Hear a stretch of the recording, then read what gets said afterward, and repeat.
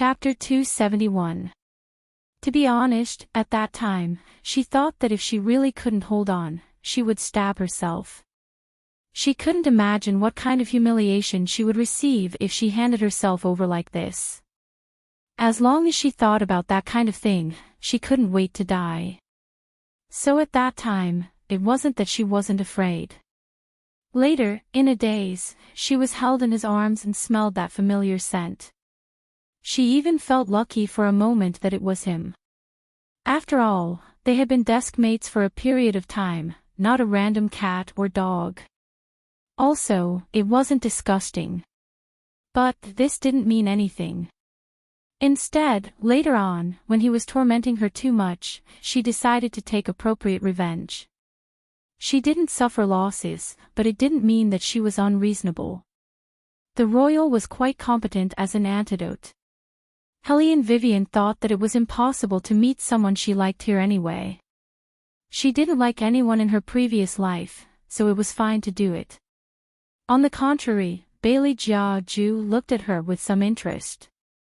He had already seen what kind of personality she had, so he didn't expect her to be shy or nervous. However, it was a bit too manly to talk about the conditions of marriage with him so openly.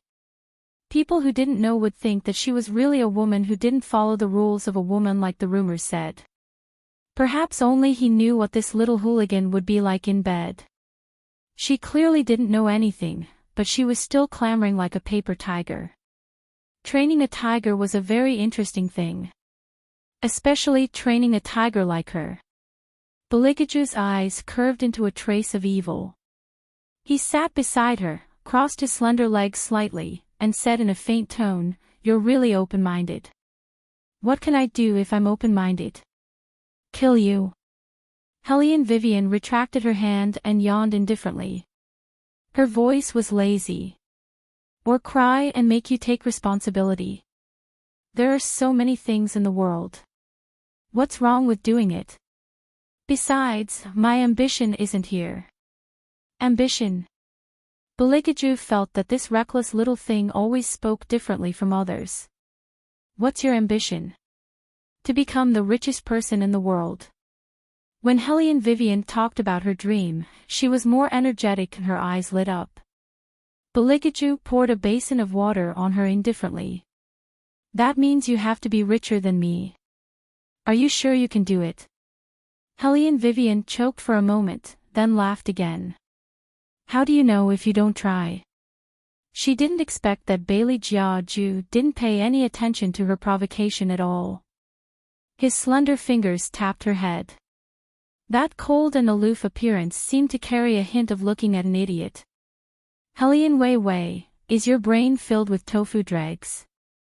Aren't you the princess consort of the richest man in the world? What's the difference between that and the first one?" Helene Vivian had never thought about this before and was stunned.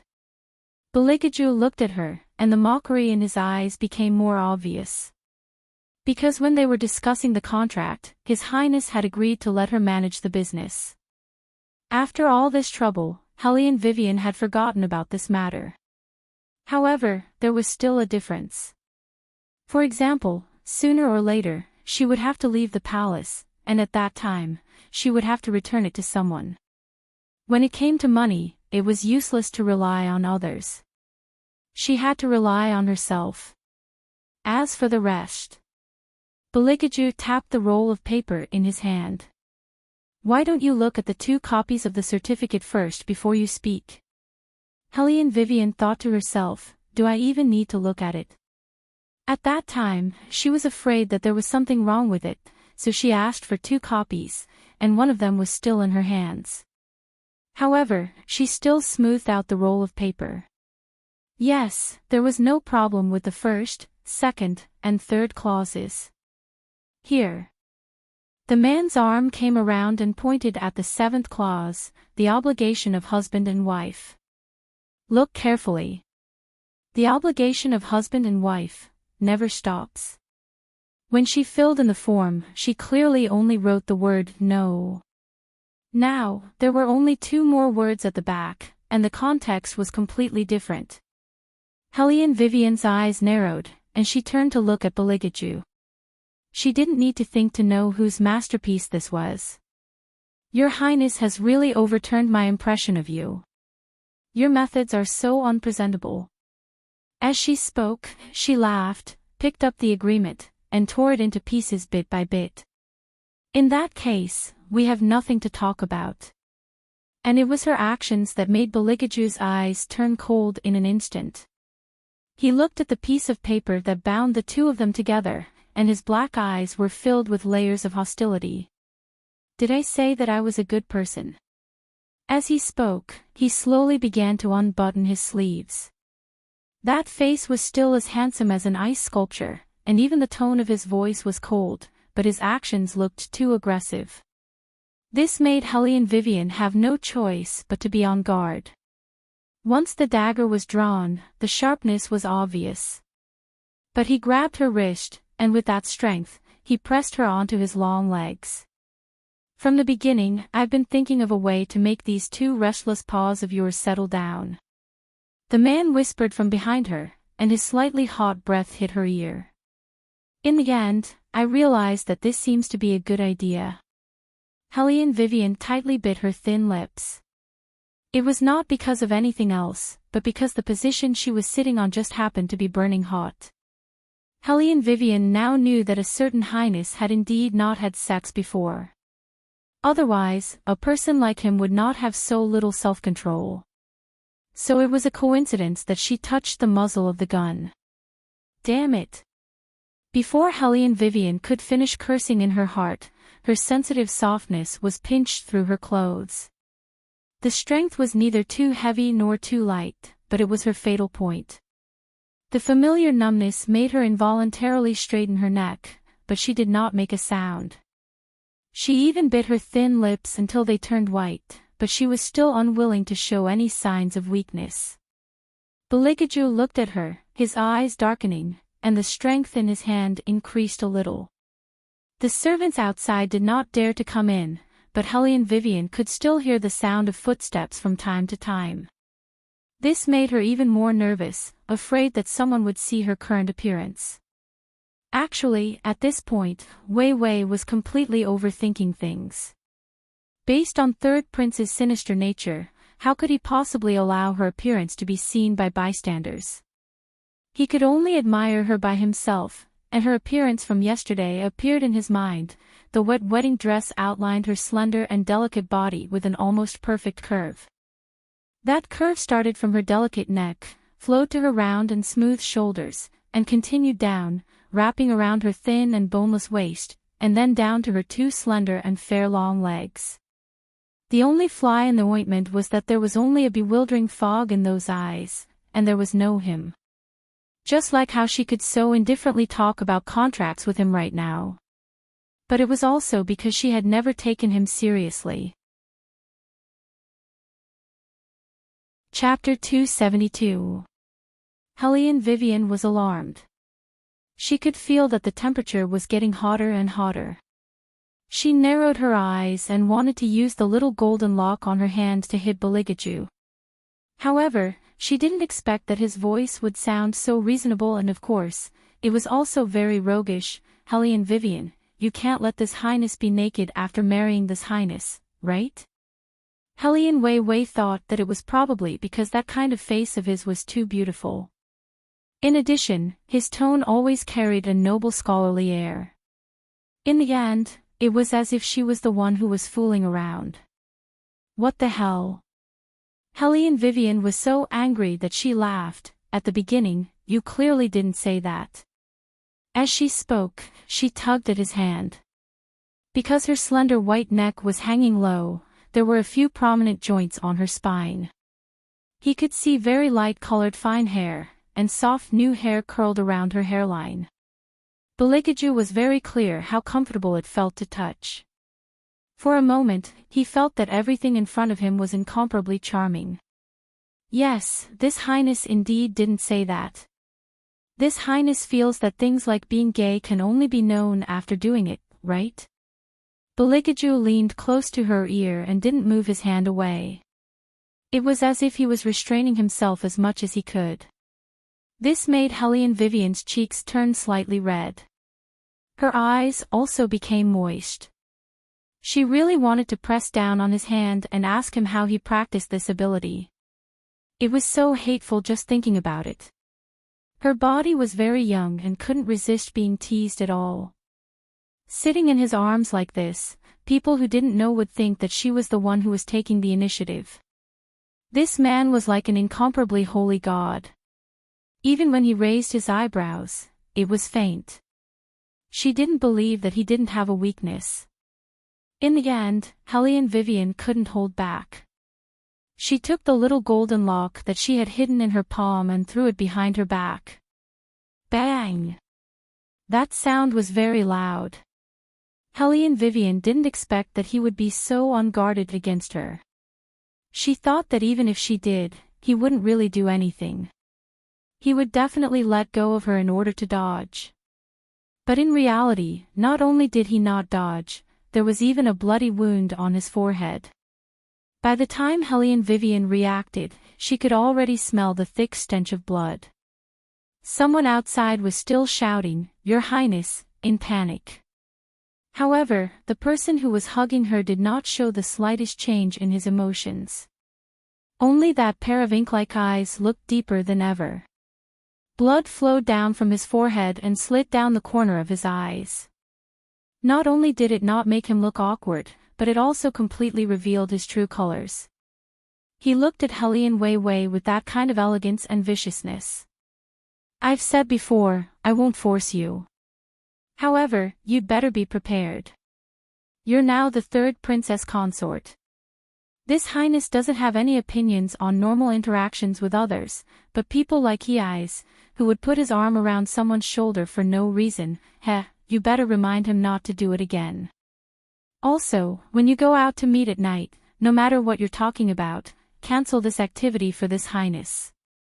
In the end, don't let this highness personally remind him."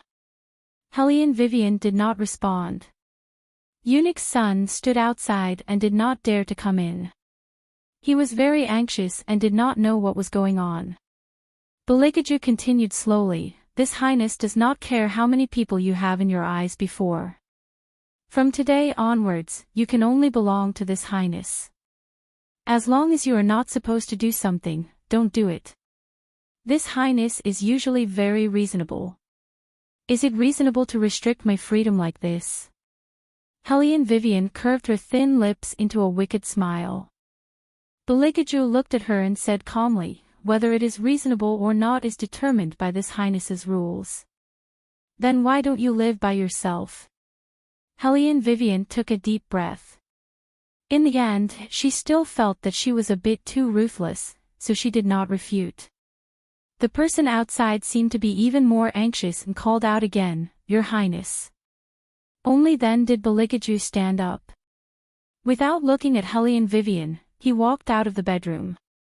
Helene Vivian put her hand on her bangs. She finally realized what it meant to be different between men and women. Especially under the same roof, the problems that men and women may face after cohabiting seemed to be more than she imagined. Perhaps she should not have cooperated with such a dangerous man in the first place. She did not know if it was too late to return the goods. Just as she was thinking, she heard Eunuch's son's unique voice ring out, "Your Highness, your forehead." Beligaju did not say anything. He just used all his strength to turn the small golden lock in his hand and then kicked away the wooden stool that was blocking his feet.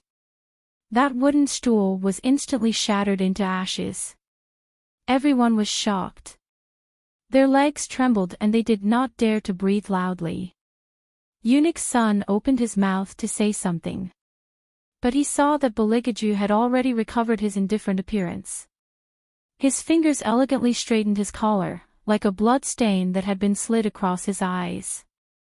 He blinked his left eye, but did not say anything. He turned around and left the study. Eunuch's son followed him, holding a paddle in his hand. "Your Highness, the injury on your forehead."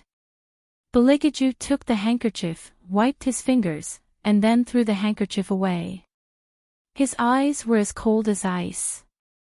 Eunuch's son also did not know what had happened. He heard Beligaju laugh coldly, have someone investigate again. See if the Princess Consort and Heis are only involved in work. He knew what Heis was thinking, but he did not know what she was thinking. But based on her stubbornness and the name she unconsciously called out, it would always make him very uncomfortable, yes. Shadow, who was hiding in the night, left in a flash. Eunuch's son was still worried about his master's injury. He also did not know why the two of them started fighting because of a disagreement. It was just the beginning of the newlyweds' wedding and they already made such a fuss. In the future, the Princess Consort situation would be even worse.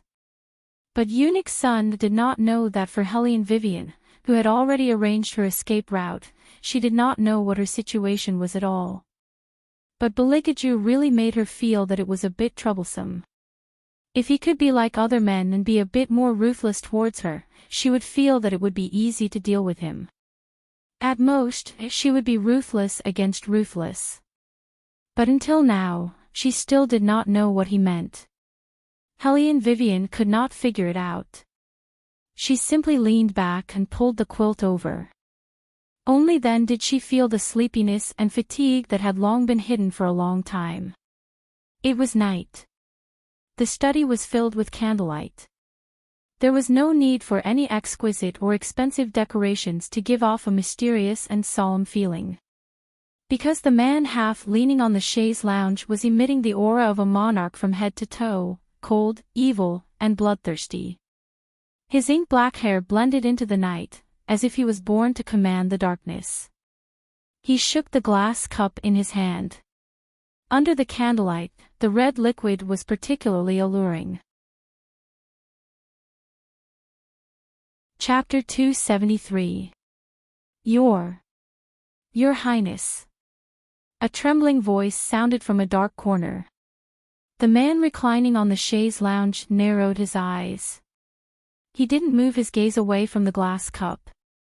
Instead, he gracefully raised it, put it under his nose and sniffed. The monks looked at each other in dismay.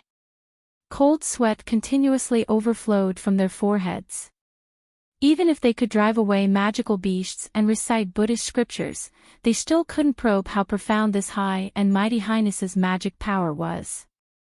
Speak, what scriptures did you guys recite at the wedding? Beligaju supported the side of his face with one hand. The other hand was still holding a Buddhist scripture. His eyes didn't even look at those monks. He only quietly flipped through the scripture in his hand. His tone was also neither cold nor indifferent. Don't tell me what scripture you said. My ears haven't gone bad yet. Just as he was asking, the attendants already served the brewed tea. All of them were tight-lipped youngsters. After those monks heard Beligaju's question, their eyes shook. They looked at each other in dismay and said in a low voice, "Does your highness know?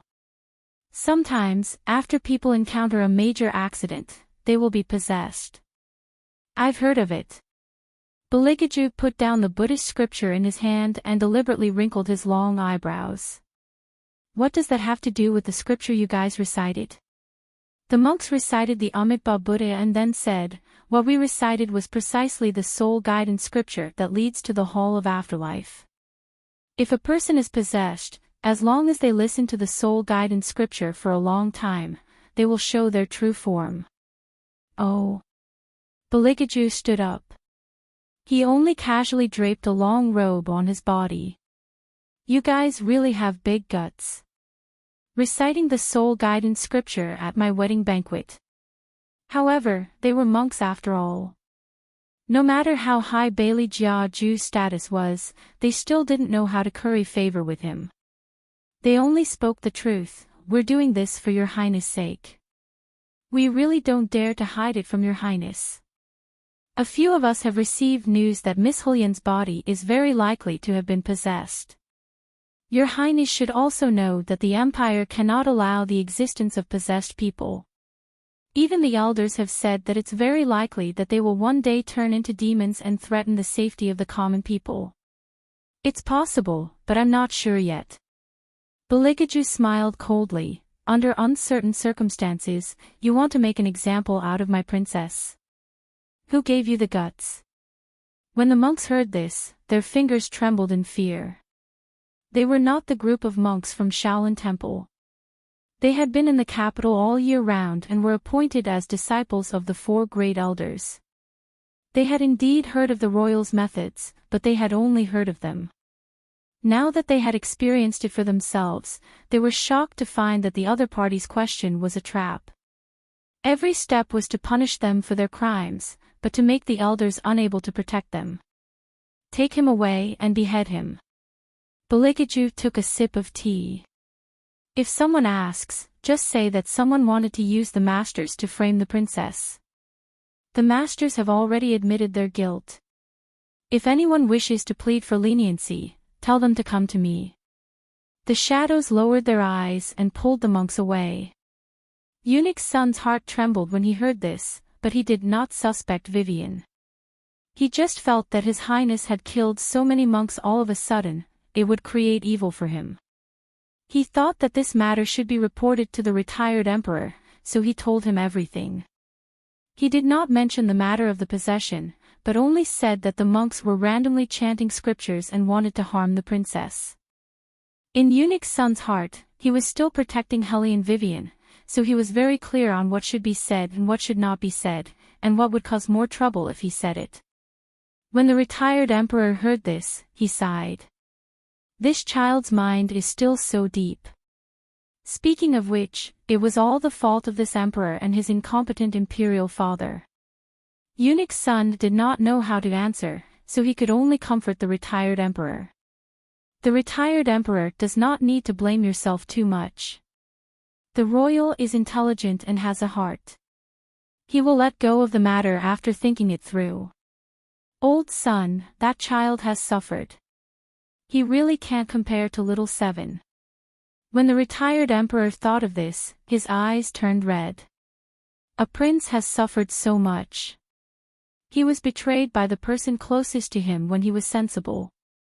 Tell me, how can I, as his grandfather, not feel distressed? Even his deceased imperial mother did not hold him much. As long as I think of this, my heart will ache. In the past year, the retired emperor had mentioned his mistakes countless times. It was probably because he was still young at that time and only had power in his eyes, so he neglected a lot of things. At that time, the royal had not developed such a temperament. He was just a little taciturn. At the age of 5 or 6, he was much more sensible than other princes of the same age. He never took the initiative to ask for anything. There were a few shadows following behind his small body. Those shadows were also personally selected by him, so they were not as powerful as they were now. However, the innate coldness and nobility on him could not be erased and could not be concealed. Wherever he went, there would be emptiness. The princes did not like to play with him. Because he was very dull, he did not gather together to form cliques like other people. The empress also did not like to see him. She even resisted him a little. Everyone saw this clearly. Therefore, the noble and cold young life of the royal was not as satisfactory as everyone imagined. An unfavored prince had it worse than an unfavored servant in the palace. His daily expenses would be harsh. Even the eunuchs and palace maids would look at him with strange eyes. Even the smartest child, as long as he was in the harem, it would be difficult for him to stop the mantis. When he was not mature, those palace maids and eunuchs often made things difficult for the royal. Eunuch's son still remembered the situation at that time. At that time, the court was the most unstable. The retired emperor could not see the royal even once for many days. Later, he also met the royal in the harem. To be honest, at that time, not only was the retired emperor stunned, even he, a eunuch who was used to seeing the internal strife in the palace, was stunned. The royal had a wound on his forehead. In just over a month, he had lost a lot of weight. However, his eyes were still beautiful, and his whole body was cold and noble. In the beginning, when the retired emperor asked him, he did not say anything. The retired emperor angrily shouted, "Men, bring those servants to me. I want to see who has the guts to do this." "No need." After an entire incense stick's worth of time, the little third prince finally opened his mouth. His expression was very indifferent, and his tone was indifferent, as if he was talking about someone else's matter. "I've already killed all of them." At that time, it seemed that only one maid was left. She did not step on the royal during his most difficult situation. But later, it was also this maid who almost destroyed the royal. Very few people knew the inside story of this matter. It was all concealed by the retired emperor. He knew that this was because the retired emperor did not want anyone to touch the royal's weak spot. Chapter 274. The night deepened a little. Apart from Anning, there was no one else in the study. Beligaju looked down at Anning, who was kneeling on the ground, and narrowed his eyes. "What have you found?" "It's basically the same as what those monks said." Anning lowered his eyes. "This subordinate has inquired. Even if a person's mind has recovered, their temperament will not change." But almost overnight, the princess consort seemed to have changed into another person. Not only did she have martial qi, even her daily habits were different. But the strange thing is, this subordinate has investigated and found that it was indeed the princess consort. Because when she fell into the river, her personal nanny was by her side, so there was no time for a fake one to come over. No one knows what happened to the princess consort. This is what this subordinate cannot fathom the most. Beligaju did not speak, but turned the teacup in his hand. No emotion could be seen on his handsome face. Anning raised his eyes to look at his master and continued, "So this subordinate speculates that the princess consort's body is more than 70% likely to have been possessed." When Beligaju heard this, he withdrew his gaze from Anning and said lightly, "There's no need to investigate this matter anymore." Hearing this, Anning was stunned at first, but then he respectfully replied with a yes. He looked at his master's tall back as he lifted the curtain and walked in, thinking about what if the princess consort was really possessed. What should he do?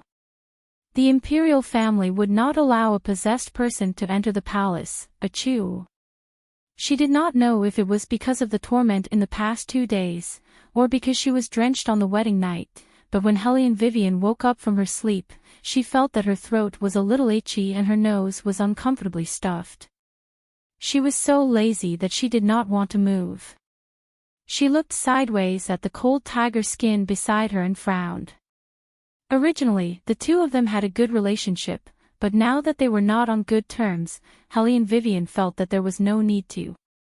When he got up, he saw the contract beside his hand. It looked like it had been glued together by someone, but the workmanship was a little bad. It looked like it had been glued together by someone who had never worked before. Helene Vivian was stunned.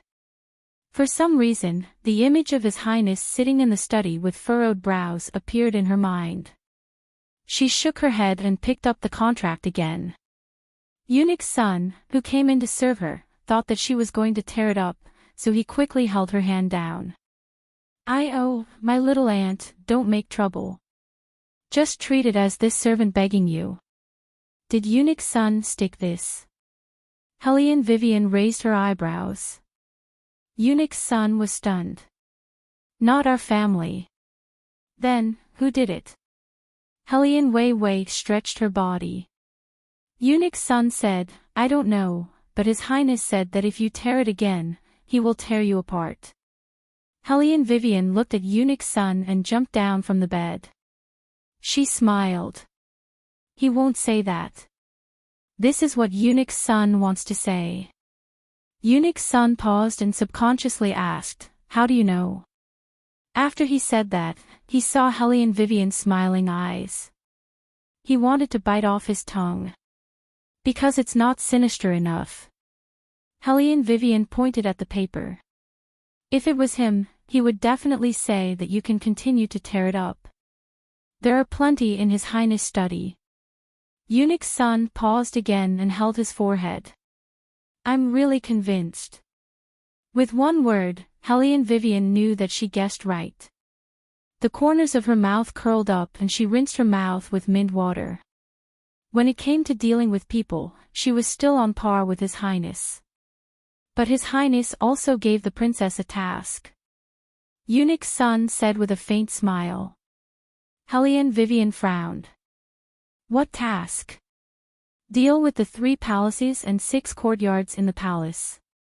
His Highness said that you have to go back to the academy in a few days. This course can't be missed. Eunuch's son said as he gave Helene Vivian breakfast. So he asked this old servant to watch the princess write calligraphy for an hour every day. But don't worry, the princess. His Highness said that you can't write too complicated characters. You only need to write the 3 characters endless 10 times a day. You don't need to do the rest. Helene Wei froze in the middle of rinsing her mouth. Endless. I know. As Helene Wei spoke, she took the towel handed over by the little attendant. That kind of calm and natural movement, as if she was born to be served by others. It could be seen that her daily expenses were also in the category of luxury. Eunuch's son didn't expect that the princess would be so easy to talk to. He happily laid out all the things, including ink, paper, and inkstone. Princess, these are used by His Highness on a daily basis. See if they are suitable for you. Helene Vivian said, they are suitable. Then she put them in her bag. What is this?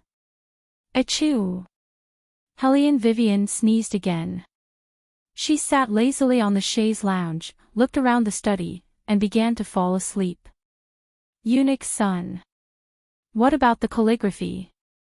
After an hour, Helene Vivian woke up automatically. She touched her stomach and asked, what do you want to eat for lunch? Eunuch's son. You woke up at the right time. The little attendant was born as a death servant. When His Highness gave her tasks before, she often saw Eunuch Sunday. Her impression was that he was a very smooth person. Now, well, he was a little irritable. However, the princess seemed to know how to smooth over Eunuch Sunday. She said when she annoyed him, I have an elixir here. Eat it. It will make you look younger. Eunuch's son accepted the gift with a smile and sent his subordinates to prepare the food. He was no longer as hypocritical as he used to be when he treated everyone. Only then did the little attendant understand that Eunuch's son recognized the princess. The person who could be recognized by Eunuch's son must have passed the test of the retired emperor. In fact, this was different from the sister at that time. It was just that His Highness, as if noticing the little attendant's gaze, Helene Vivian turned her head and looked at her. Do you want to eat too? Ha! The little attendant didn't respond. Her mouth was stuffed with an elixir. She knew that this thing had always been expensive, but she didn't know that someone would be so willing to give it to a servant. Helene Vivian didn't seem to care at all. She picked up the dishes on the table with bamboo chopsticks. She didn't eat much. She only picked a few chopsticks. It was probably not to her taste. Why is there no meat at all? The little attendant was stunned and said, I heard that the princess's voice was not right, so I didn't want those greasy ones. Well, health is more important. Helene Vivian picked up a green vegetable, put it in her mouth and chewed it twice. Then she curled her lips and picked the second green vegetable. She looked elegant and lazy with childishness. The little attendant thought that she had never seen such a woman before. She felt comfortable just by looking at her. However, no one knew what would happen to her in the end. Inexplicably, the little attendant hoped that day would come slowly. Chapter 275. The little servant came out of the bedroom with a bowl and chopsticks. She bumped into Heiju, whom she had not seen for a long time. She was wearing a long dress as if she had just come in from outside the palace. Her eyes lit up when she saw the little servant. Qingzhan, you are back. It seemed that she had not heard someone call her name for a long time. The little servant hesitated for a while before nodding. He Zhu slid over her hand and frowned. Why are you doing these servants' work? It can't be like what those palace maids said, that you're now serving that woman, Helian Wei Wei, right? Qingzhan glanced at her and corrected her faintly, it's the princess. He Zhu sneered, princess. She won't be the princess soon. Qingzhan's hand that was holding the bowl and chopsticks paused. She knew that if she was not sure, she would not say such a thing. Was there any change? He Zhu continued, she is just playing hard to get. His Highness has seen all kinds of people. He will not fall for it. Qingzhan looked at the bowl and chopsticks in her hand and did not say anything. He Zhu said again, I advise you to leave her side as soon as possible. Don't you like Master Lai? It's better to let Master Lai take you away. Qingzhan raised her head. Her gaze was serious. I have never thought of asking him to take me away. I know. He Zhu did not know why her little fellow disciple was throwing a tantrum. She patted the back of her hand gently. Qingzhan thought, you don't know. It's because I like him that I don't want to put myself too low, and I don't want to be a concubine. She could not help but think of what the princess said to her. That kind of wanton chic. She had never imagined it. Since she entered the palace to be a death attendant, she only had one person in her eyes. At that time, she did not have any extra thoughts. She and he were still young. After she finished her training, she would stand in the shadow and watch the little boy frowning. She knew that he did not like those things. Every time she went out of the palace, she would bring some new things. She just wanted to make him happy. It seemed that as long as he smiled, everything she did was worth it, and she did not care about the bruises all over her body. But she was too busy to remember her identity. She had lived such a lowly life. Perhaps it was because he was used to being lowly, so it was easy for him to treat one person as the whole world. If she was by Wang Fei's side, her life would be more meaningful than it was now, and it would be easier for her to forget the past. She had never been to the academy before, but the Princess Consort said that she would take her to have a look. So, why did she leave the princess? At that moment, Qingzhan did not understand why she was angry with He Zhu. You should be more polite to the princess in the future. He Zhu was stunned and looked at her with a smile. I know you are worried about me, but as for what? His Royal Highness cares about my sister. As long as the main wife comes back, are you still afraid of offending the substitute? Qingzhan was stunned, as if she could not believe what she heard. Didn't sister already? Realizing that she had said something wrong, He Zhu coughed a few times. I meant if. Qingzhan looked at her and her heart sank. This is really hard to say. I can only say that it might be different from what you think. The Princess Consort will not be a substitute for anyone. He Zhu looked at her from head to toe and said, this woman's means are good, even you are speaking for her. However, I've already said that it's fine if one or two servants appear by His Highness' side, but if a moth like this doesn't appear, then there's no way to accept it. You're the only one who's honest enough to fall into her trap. Me and the others are planning to make her look good. Don't tell me what you are going to do, I don't want to step in. Qingzhan was a little annoyed. She calmed down and said, and I have to remind you, the Princess Consort is chosen by His Royal Highness, do you need to accept or not? What she meant was that they were too nosy. He Zhu was stunned. She had never seen the most taciturn Qingzhan lose her temper for a hellion Vivian. What? Just wait and see. Sister will be back soon. Not only that, she will also enter the White Academy. Now that the retired emperor is here, it is not good for sister to show up. But the White Academy is a place that the retired emperor can't control. When His Royal Highness sees sister, what is the use of this ugly Hellion Vivian? He Zhu laughed. She didn't blame Qin Zhan. The child was still young. She didn't know the news that her sister was still alive, otherwise she wouldn't be bewitched by that woman Hellion Vivian. Thinking of this, He Zhu looked at the direction of the bedroom again. She believed that in His Royal Highness' heart, her sister was the most important. Otherwise, it was impossible that he didn't even look at other women for so many years. And how could a woman with that appearance be good enough for His Royal Highness? A toad wants to eat swan meat. If the retired emperor didn't force His Royal Highness, how could His Royal Highness tolerate that appearance and almost kill her? He Zhu touched the whip mark on her arm. There was a vicious look in her eyes. She must let that woman Hellion Vivian suffer. The sun was setting in the big bedroom. Hey, woman, you have been indulging in pleasure for 2 days. When are you going to replenish my energy? In the fantasy space, Yuan Ming was very dissatisfied with the current state of his owner. Sure enough, love. It was one of the ways to make humans more stupid. Hellion Vivian looked at him evilly, suddenly curved her thin lips. You already know. No, know what? Yuan Ming felt inexplicably guilty under her gaze. Hellion Vivian took the ancient book in her hand and shook it back and forth. I know that my desk mate is the third prince. I also just found out recently. Yuan Ming's face was serious. Hellion Vivian raised her eyebrows. Do you think I will believe what you are saying now? Woman, let me tell you, it is good for you to marry him. Yuan Ming sighed. I also know that deep in your heart, the person you like the most is me, but there is no end to the love between a human and a demon. Hellion Wei Wei chuckled. Where did you get that incomparably strong self-confidence of yours?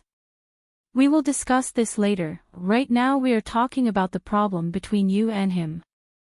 Yuan Ming smiled evilly. If I didn't guess wrong, this third prince is a multi-attribute martial artist. He has every attribute.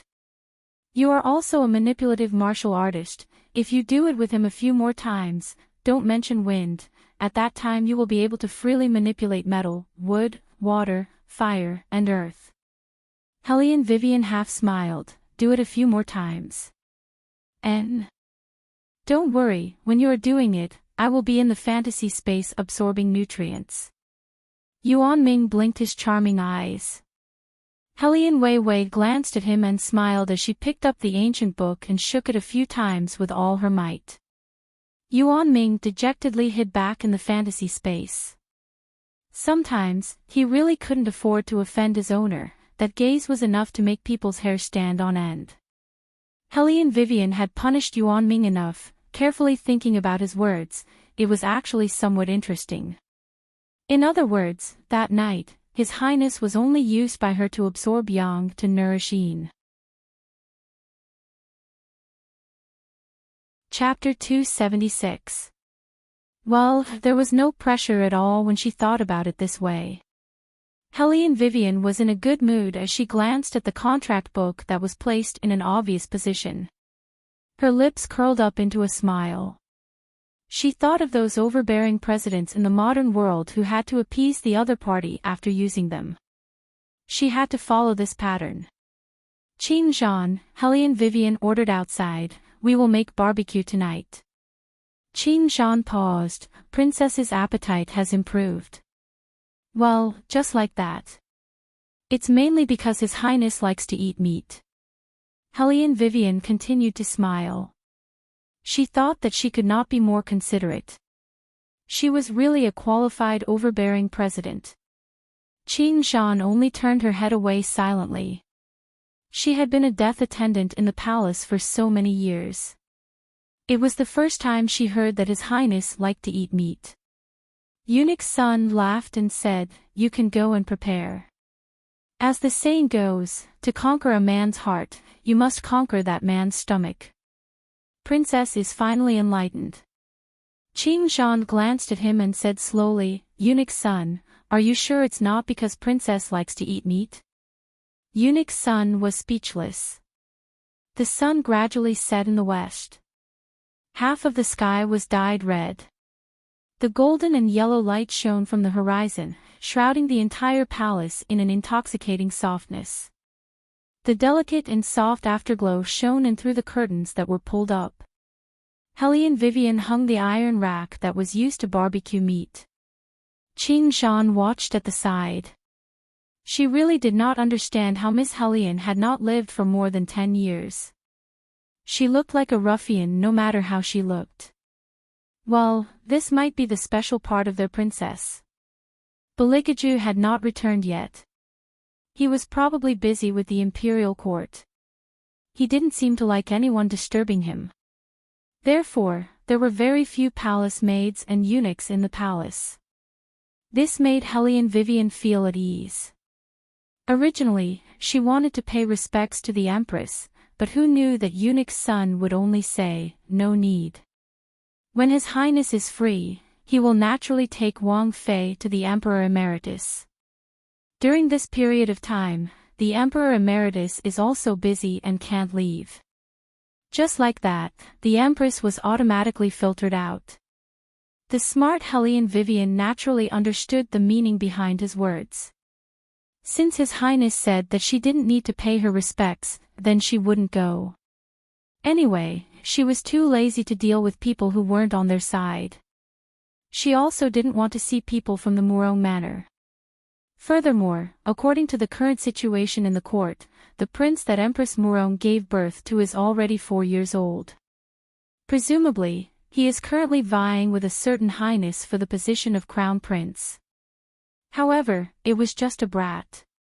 If His Highness really wanted to play with them, he would have played them to death long ago. How could the little prince be allowed to live? Helene Vivian couldn't help but smile when she thought about it. She took a deep breath and stretched her body. Then, she slowly walked into the temporary kitchen and began to tidy up the lamb in her hands. The mutton had to be marinated before the roasted ribs would taste good. Helene Vivian had always studied food and never mistreated herself. Naturally, her cooking skills were very good. In addition, she was in the palace, so Eunuch's son could help her get whatever she wanted. However, Eunuch's son's smile was too enthusiastic and unrestrained. Every time he passed something to her, his face was full of excitement. This made Helene Vivian very puzzled. However, it didn't matter. She would be able to eat fish and meat in a while. She also made spicy shrimp. She didn't know if His Highness ate shrimp. When she was in the academy, she only knew that he didn't eat eggplants. Does Beligaju eat shrimp? Helene Vivian turned her head and asked Eunuch's son who was following behind her. Eunuch's son was stunned. He thought for a while, but he couldn't remember. Probably. His Highness is a person. He is very indifferent to anything I ask him to eat. Helene Vivian raised her eyebrows and sighed softly. I know. She would observe in a while. After the two of them finished talking, a tall and straight figure in white walked towards the palace in the dusky twilight. It was Beligaju. At this time, he was giving orders to Shadow. The little eunuch beside him was holding a lot of memorials and silently followed behind him. Just as he reached out to loosen his collar, he saw Helene Vivian coming out with a small iron bowl. When she saw him, she immediately showed a faint smile. You're back. Beligaju looked at Helene Vivian and stopped. Helene Vivian curved her thin lips. There were light flower marks on her face. Her face was full of surprise and there was no trace of moisture. Her eyes were very beautiful, so bright that people couldn't resist. For a moment, Bailey Jiaju felt that women were indeed a little difficult to understand. However, Beligaju was very tactful. He nodded and handed the thing in his hand to Shadow. Shadow and the little eunuch retreated after seeing this. Helene Wei bent down and took out the lamb chops from the iron plate. Her movements were dashing as she used the iron fork and placed it directly on the iron rack. Below was a fire that was already lit. She applied a layer of oil and instantly, the aroma of the lamb filled the air. Beligaju was still staring at Hellion Vivian. Hellion Wei Wei's little face darkened as she flipped the lamb chop over. Only then did she raise her head and look at him again. He could still be so handsome even with a broken head. She reckoned that in this world, other than a certain highness, she couldn't find a second person like him. There was a layer of white cloth wrapped around his forehead and tied directly behind his head. It did not look like he was injured. Instead, it was a new look, a bit like how he looked when he hurt his eyes previously. This made Hellion Wei Wei recall that he was her desk mate who had gone through life and death with her. She felt a little uncomfortable. She coughed and directly reached out her hand to touch that strip of cloth, saying, "If you were to touch my head or my face or something like that, I wouldn't have done this." Beligaju glanced at the back of Hellion Vivian's neck when he heard this. After she finished speaking, she lowered her head and continued to fiddle with the lamb chop. The soft hair on the back of her neck was exposed. Beligaju's fingers twitched a few times as he forcefully suppressed the thought of touching it again. He only gave a faint hum. Who said something to her that made her let go of the matter of that night? Although this little prey who didn't randomly scratch people was very obedient. However, looking at her, it seemed like she had the intention of letting go of the past with a smile. What he wanted was for her to accept him, not for her to completely let go of the matter of that night. She was quite good at digesting things internally. Beligaju sneered in his heart, but his expression didn't change as he replied, "What if you didn't want to leave a scar when you hit me?" Hellion Vivian raised her eyebrows. "You're a grown man. You're worried about leaving a scar." She originally wanted to provoke him until he had nothing to say. However, she didn't expect that he would calmly reply, "What else? Do you think you're the most handsome man in the world for nothing?" Hellion Vivian, fine, she really couldn't compare to his highness' shamelessness. Chapter 277. Right, do you eat shrimp? Hellion Vivian cleverly began to change the topic. Beligaju nodded absent-mindedly. It didn't matter to him what he ate. Hellion Vivian raised the corner of her mouth, "Then what about the eggplant?" Beligaju paused for a few seconds. Although there was no expression on his face, his dark eyebrows were slightly furrowed as if he was holding back a lot of awkwardness, but he still nodded. Hellion Vivian finally knew how to distinguish what he ate and what he didn't eat. Whenever he furrowed his eyebrows, he didn't eat. Hellion Vivian curled her lips into a smile and then went to prepare her lamb. Her stomach was tight and the smell of meat was everywhere.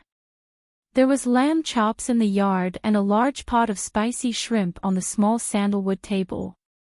The bright red chili and the green side dishes complemented each other and were very appetizing. Eunuch's son had never seen this kind of cooking before and couldn't help but take a few more looks. Hellion Vivian used the bamboo chopsticks to help him scoop a large bowl. She didn't tell him to sit down. She knew that even if she asked, Eunuch's son would sit down and feel uncomfortable sitting. Eunuch's son's eyes lit up as he gave half of it to the little brats to try. He said that it was all given by Hellion Vivian so that they would remember Wang Fei's kindness. Hellion Vivian smiled and let them leave. Those who were eating should go eat. When she turned back, a certain highness had already started to peel the shrimp. She originally thought that with his personality, he definitely wouldn't touch these things. Eating shrimp was not a small challenge for a person with mysophobia. She originally wanted her to peel it for him. After all, every domineering president had to take care of the other person. This was a killing move. But now it seemed, he didn't need her at all. Why was the royal family so hard to deal with? Hellion Vivian felt a little melancholy. Beligaju's movements were clearly not fast, but in the blink of an eye, he could peel an entire shrimp. The tail and the shrimp were all there, delicate and transparent. holding it in his white fingers. It was very artistic. Unlike Helene Vivian, who was usually fast at cooking, she would not peel the prawns unless she had no other choice. She would just put the prawns in her mouth. Probably because he couldn't stand the way she ate, the man frowned and put the peeled prawn on her plate before peeling the second one. Helene Vivian squinted her eyes and smiled. She thanked him.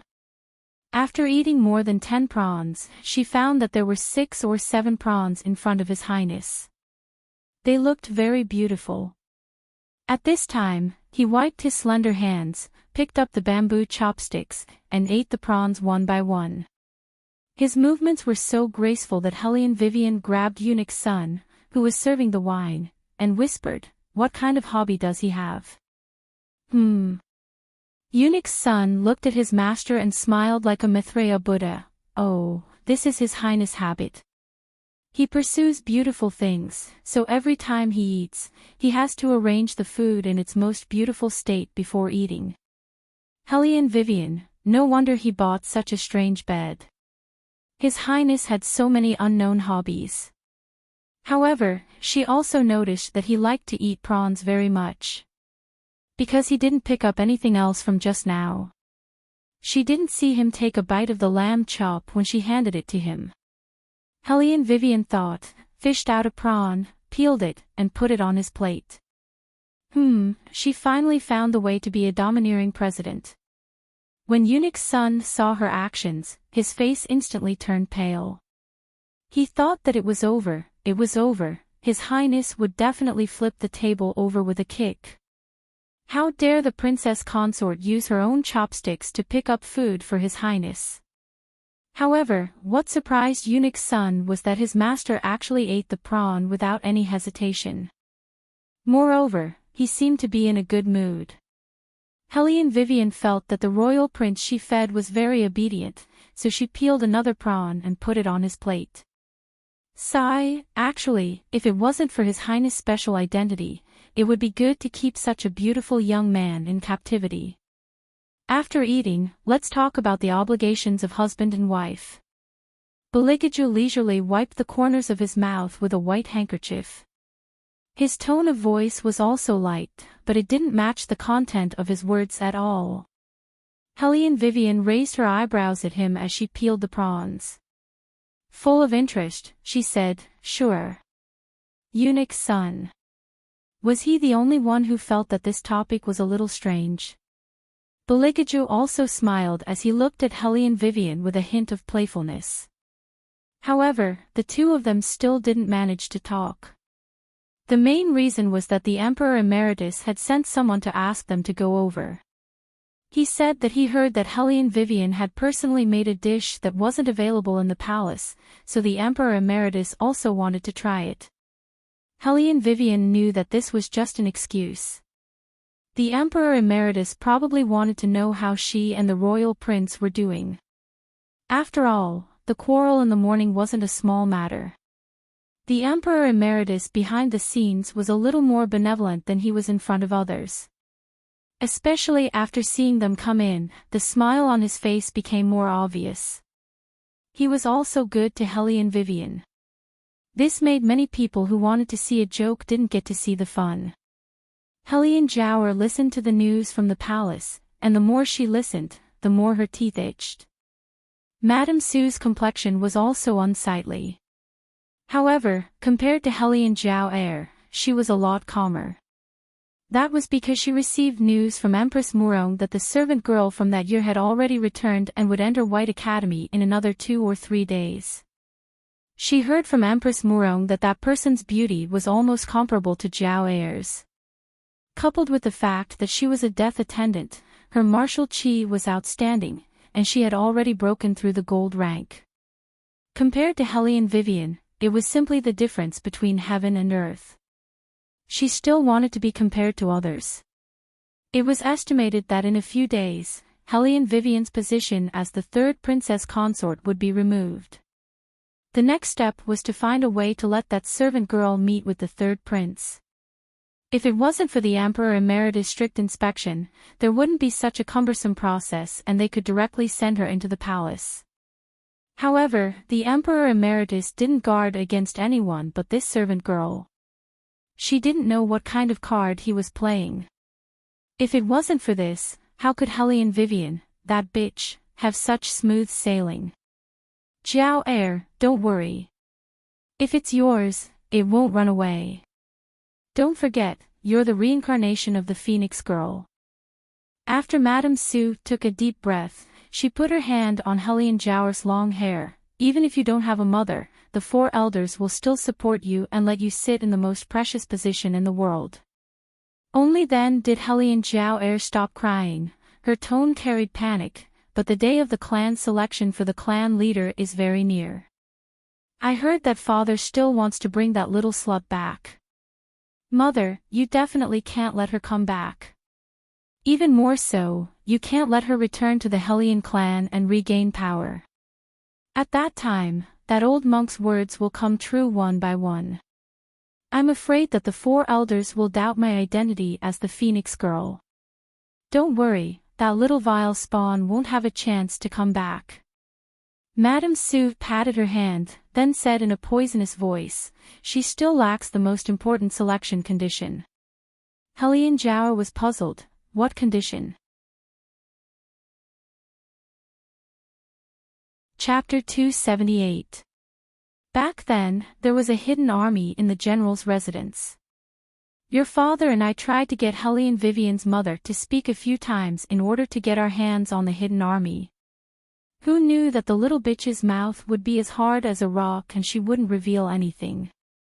But one thing is for sure, she had already inherited the hidden army at that time and wanted to drag your father down. However, she was injured at that time, and she was constantly implicated by that little bastard, Hellion Wei Wei, so there was no way for her to contact her. Your father and I guessed that in order for the hidden army to appear, there must be an opportunity.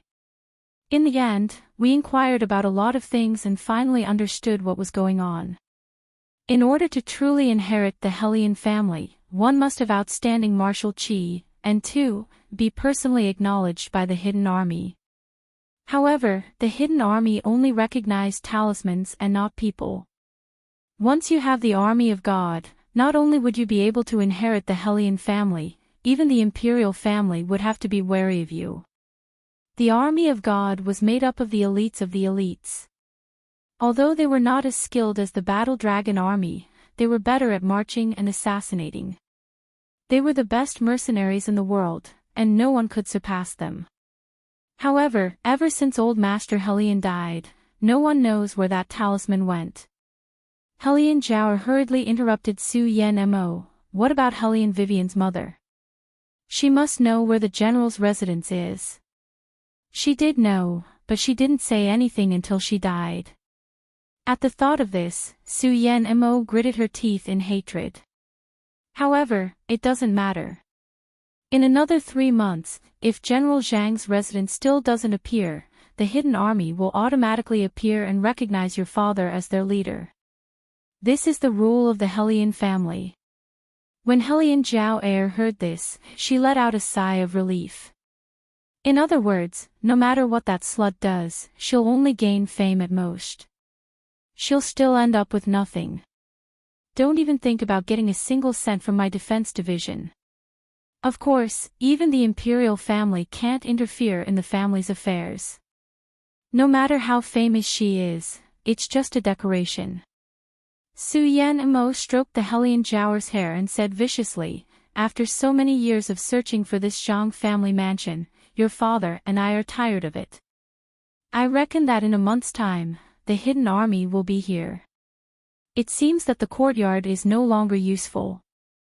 Men, burn that abandoned room in the east courtyard, so that it won't be an eyesore. Yes. The martial attendants accepted the order and retreated. Hellion Jiao broke into a smile.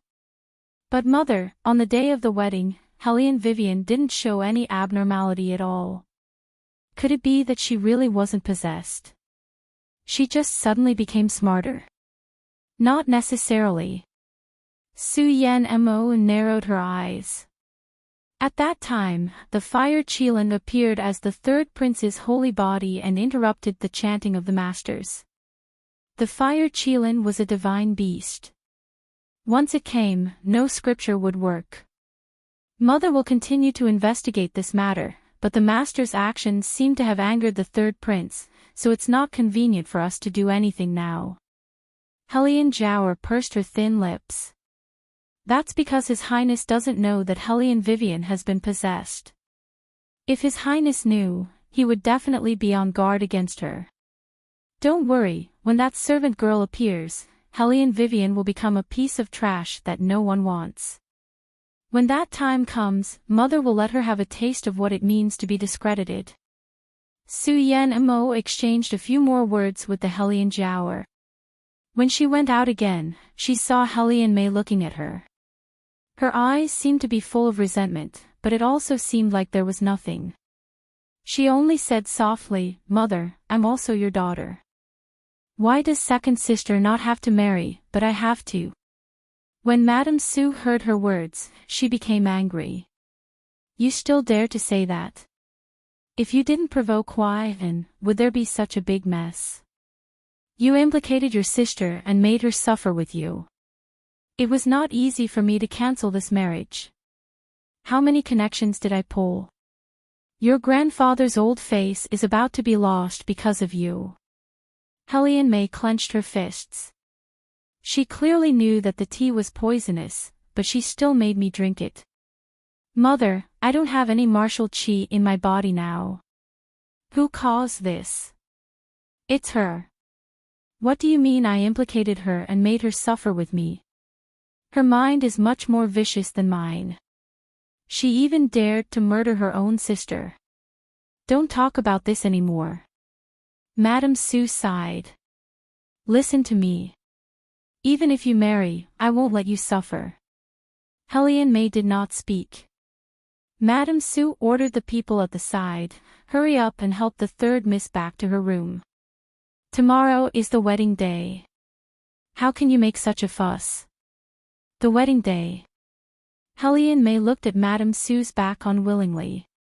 She did not dare to believe that her mother would really not care about her. Not only that, but she was also so obviously biased. Marrying a castrated man, she could almost predict how miserable her life would be in the future. In addition, her father had always only valued the daughter who could bring him benefits. Now she had become the joke of the entire capital. When she really married, they would only throw her away like a useless chess piece. Since she was already living in hell, it was better to drag them in together with her. Hellion Mei lowered her head and smiled gloomily.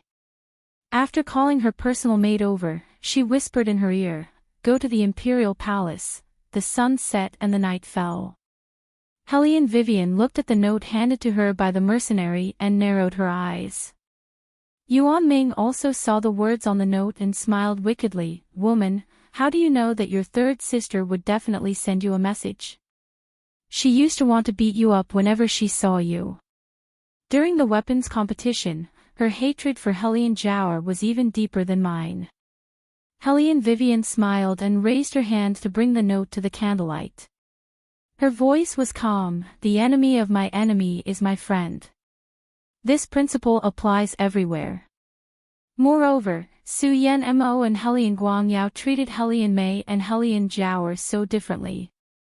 After so many years, Hellion Mei had endured enough. It was not impossible for her to explode all of a sudden. Yuan Ming, don't underestimate the viciousness of women. Yuan Ming curved his thin lips, "Like you. Just like me." Hellion Wei Wei dusted her sleeves unhurriedly. She had never been a good person. However, why did the name of the hidden army sound so familiar? Hellion Vivian frowned. An intense pain came from her temples and she could not help but raise her hand and press on her forehead. "Woman, what happened to you? Why is your breath so messy?" Yuan Ming's worried voice sounded.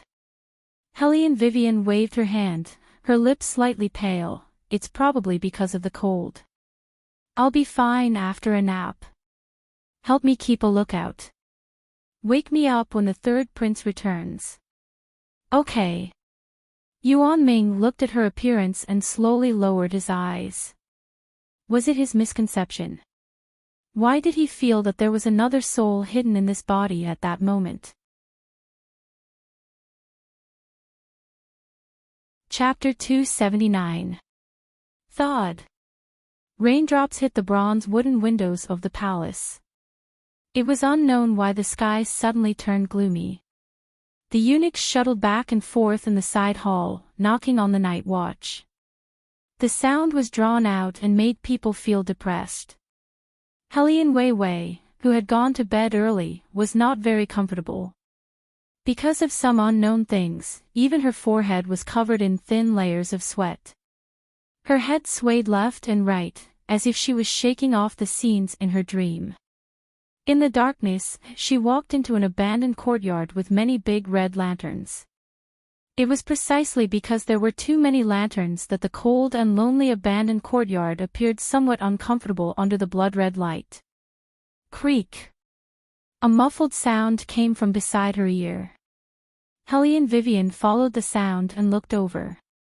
Only then did she realize that this was not a big house. This was clearly the place where her mother lived when she was alive. Hellion Vivian walked in muddle-headedly. Her body did not seem to listen to her. Her body seemed to be very small. Her head was only at the same level as the sandalwood table. What was going on? Hellion Vivian walked forward. There seemed to be some noise coming from outside. She subconsciously hid under the desk. She wanted to wait for her mother to come in and play hide-and-seek with her. Play hide-and-seek.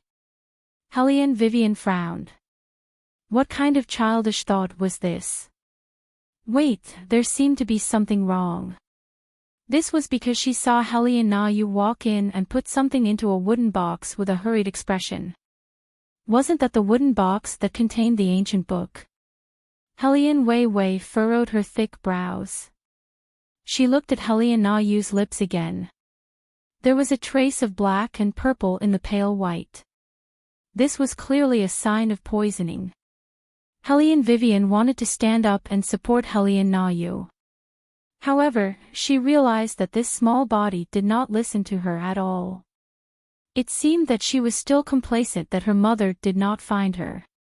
Hellion Vivian finally knew what was going on. This was not a dream. It was a memory that Hellion Vivian lost when she was very young. Just when she was enlightened. The wooden door was kicked open. Hellion Guangyao walked in with a cold expression. Hand over the things and I'll spare your life. Hellion Na Yu supported herself with one hand on the sandalwood desk. Her body was trembling slightly, as if she was enduring great pain, but she didn't make a sound. Bang! Hellion Guangyao kicked Hellion Na Yu several meters away. Hellion Na Yu coughed heavily on the bookshelf, and blood dripped from her forehead. Are you going to tell me or not? Hellion Guangyao extended his leg and stepped on the back of her hand. Hellion Na Yu sneered, her eyes cold and stubborn. Hellion Guangyao's breathing became sluggish after being stared at like that. What kind of gaze is that? Are you looking down on me? Do you think the current general's residence is still the general's residence of the past? Don't be naive. Once the old man is dead, you're nothing. As he spoke, he pinched Hellion Na Yu's chin. What I hate the most is your gaze. It's as if everything I have now was given to me by your Hellion family. Now that the old man is finally dead, I don't have to be treated as a son-in-law who married into the family. Hellion Na Yu laughed, as cold as white roses. That's why great kindness turned into enmity. Father was good to you, but you wholeheartedly hoped that father would die sooner. Hellion Guangyao, you don't deserve to be a human. Bang! Hellion Guangyao kicked her again. Hellion Na Yu's face was bleeding, and she fell hard beside the desk. Little Hellion Vivian was hiding there, her fingers were stiff and full of fear. Hellion Na Yu saw her, and her ink-like pupils contracted tightly. Then, she looked back at Hellion Guangyao. Then, as if she was risking her life, she reached out her hand and pulled the bookshelf hard. The books on top fell down one by one with a bang bang banged sound, burying Hellion Wei Wei in the middle of the books. Little Hellion Vivian's hands and feet curled into a ball. She wanted to speak, but Hellion Na Yu glanced at her. She could only cover her mouth, and big drops of tears fell from her eyes.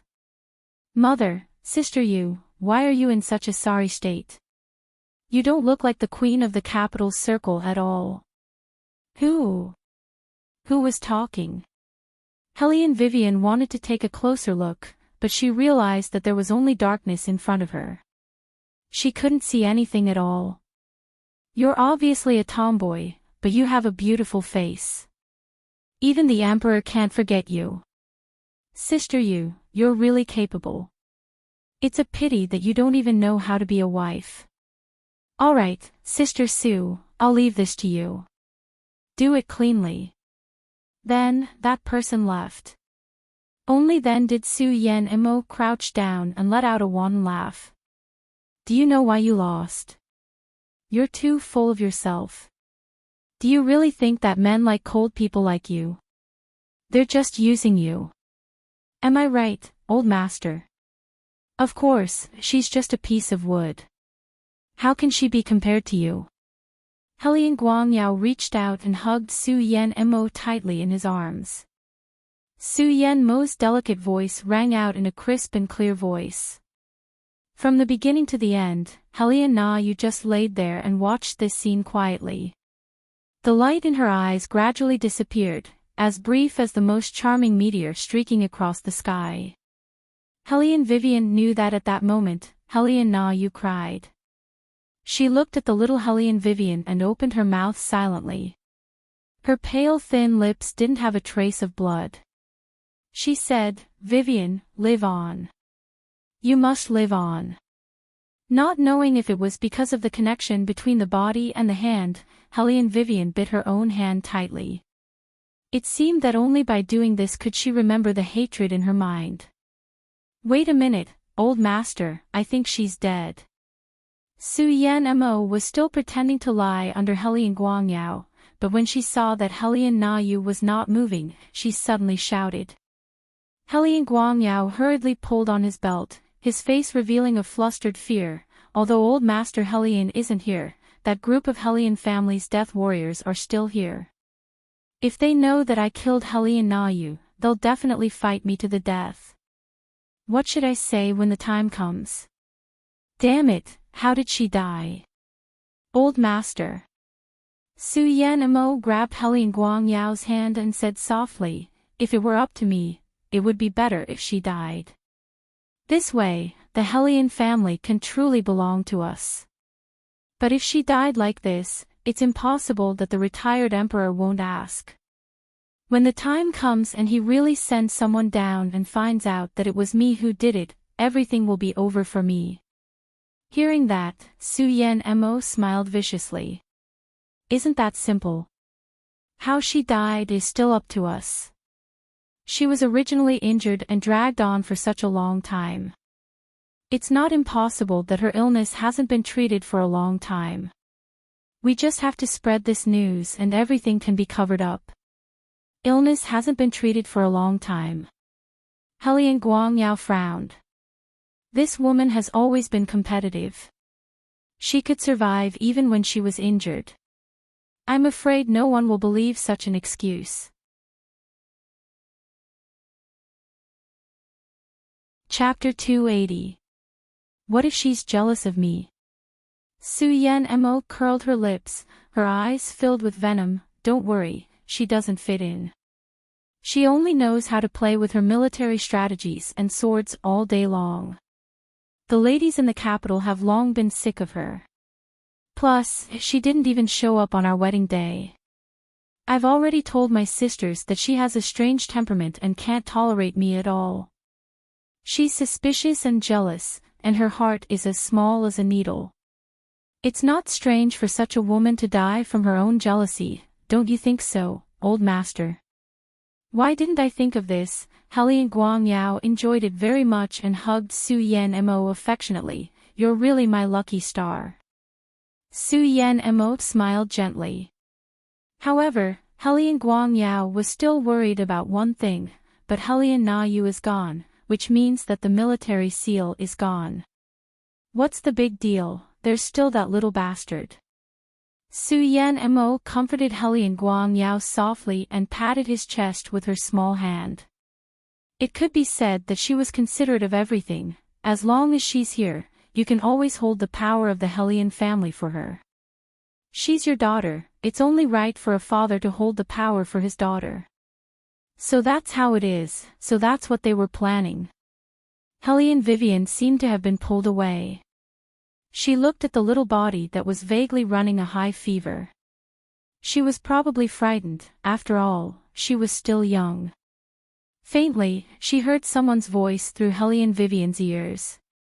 That voice was a little deep, like the cry of an owl, which made people feel very uncomfortable. The blood of the Hellion family is better than elixirs to replenish qi. Drain this woman's blood and let your daughter drink it. It will definitely be useful in the future. Yes, Su Yan Mo answered happily. Hellion Vivian's arms went limp and she leaned over to lie under the empty pile of books. When she woke up again, she had forgotten everything. Children in their 50s and 60s, after encountering extremely terrifying things, would indeed seal their true memories and replace them with another vague memory. However, Hellion Vivian thought that if it was her, she would not forget. She would remember it forever. These people's faces. These people's voices. Then. Let them pay with blood. It was just like when Elder Tang had asked her why she wanted to join the Tang sect. For revenge, she said. Elder Tang looked at her and shook his head. However, young Master Tang asked her to stay. When she couldn't see the light and almost gave up, he gave her her only hope. She asked the noble young master who was in his own world, tapping on a notebook with one hand and piling up blocks with the other. Why did you leave me here? If I join the Tang sect for revenge, I won't be a good person in the future. He didn't look up, only holding the blocks in his hand. Hellion Vivian felt that it was ridiculous for her to ask such a question to an autistic child who barely spoke a few words in a year. There must be someone you love very much in your heart. That's why you won't allow anyone to hurt her. Young Master Tang put down the building blocks and raised his head. There was no emotion in his eyes. It suits the Tang sect to use unscrupulous means to protect. In order to protect, he would do anything. When Hellion Vivian opened her eyes, for a moment, she didn't know where she was. She could only stare blankly at the luxurious bed ceiling, her eyes dry. What are you thinking about? A deep voice sounded beside her ear. Hellion Vivian's eyes lit up as if she had seen a family member. Tang, however, when he turned his head, his voice stopped abruptly. Beligaju stopped wiping his hands and suddenly smiled. The corners of his mouth curved into an icy color. Tang. Tang what? Nothing, just a friend. Hellion Vivian rubbed her aching head. I thought you were him. The two of you sound very similar. Oh. Just a friend. Beligaju reached out and lifted her chin. The black jade on his pinky finger flashed with a cold light. How come I didn't know that you had a friend with the surname Tang? The princess seems to have many secrets that I don't know. Hellion Vivian's heart skipped a beat. She was afraid that the other person would find out that she was a foreign soul. She gently smiled and said, It's a childhood friend. Of course you don't know. Beligaju didn't speak again. His eyes fell on Hellion Vivian's face. His body was inexplicably cold. His eyes were deep, as if there was a dangerous abyss hidden in the darkness.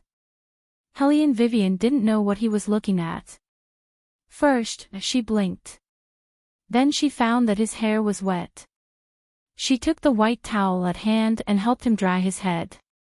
Beligaju's fingers paused. His hostility was finally restrained. However, his tone was still light. What are you afraid of? What am I afraid of? Hellion Vivian's voice was hoarse. I'm afraid that you will catch a cold like me. Eunuch's son watched from the side.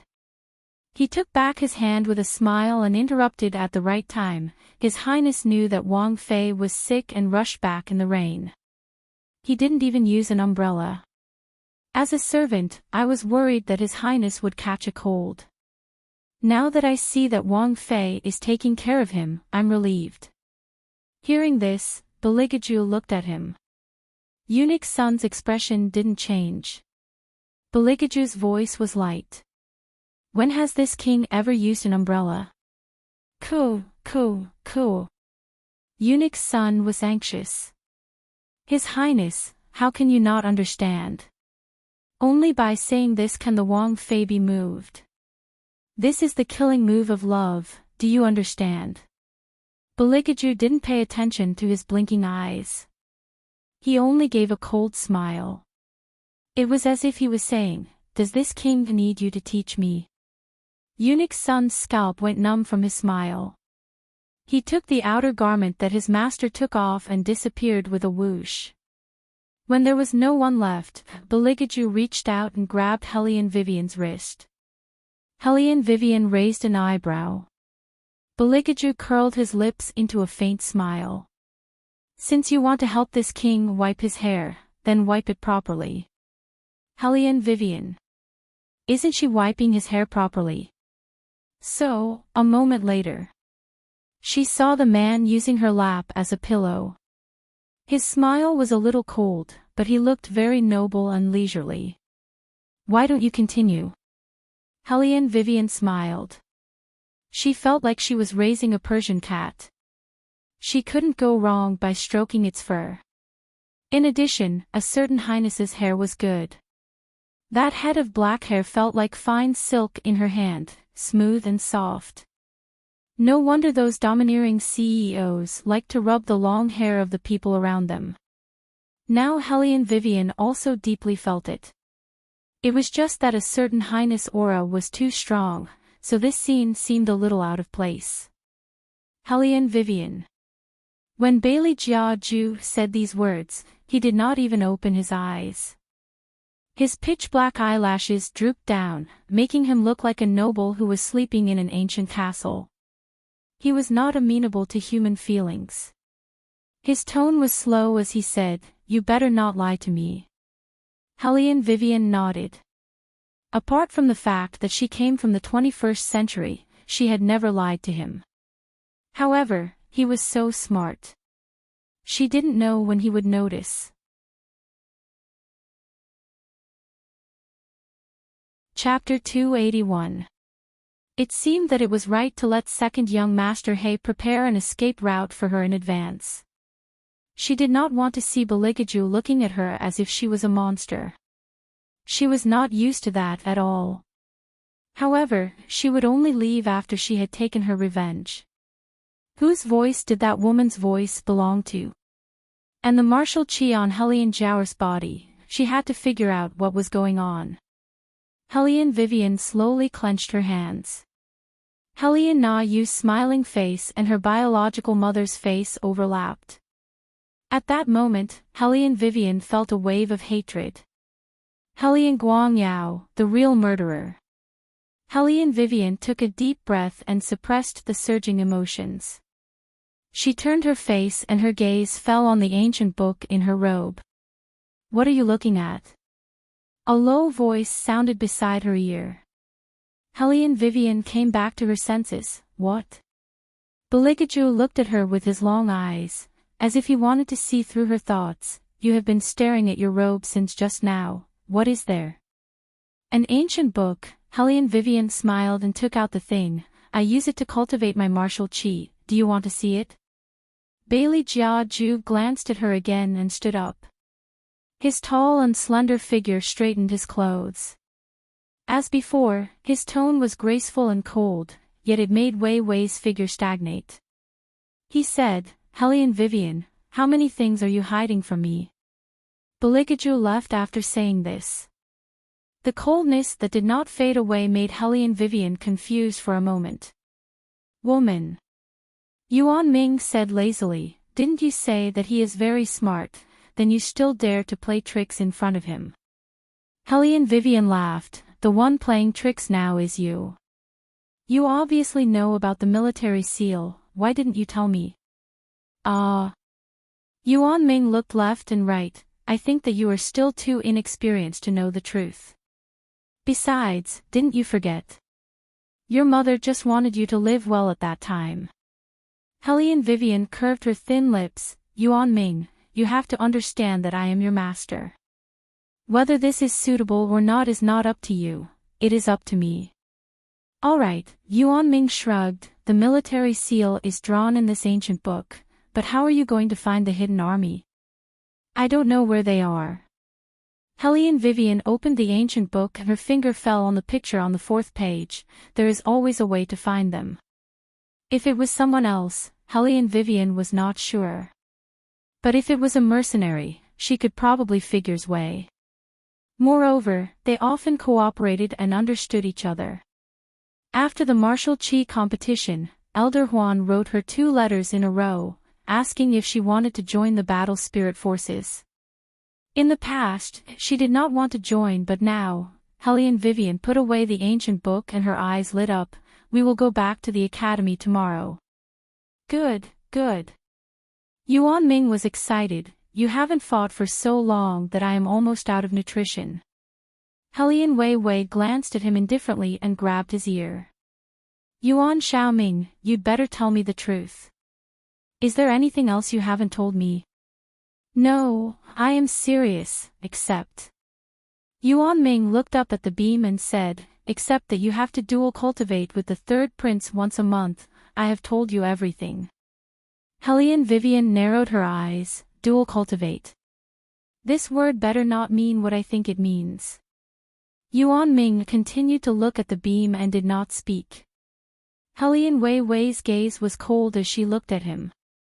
She looked like she was considering which ear would taste better if she plucked it off.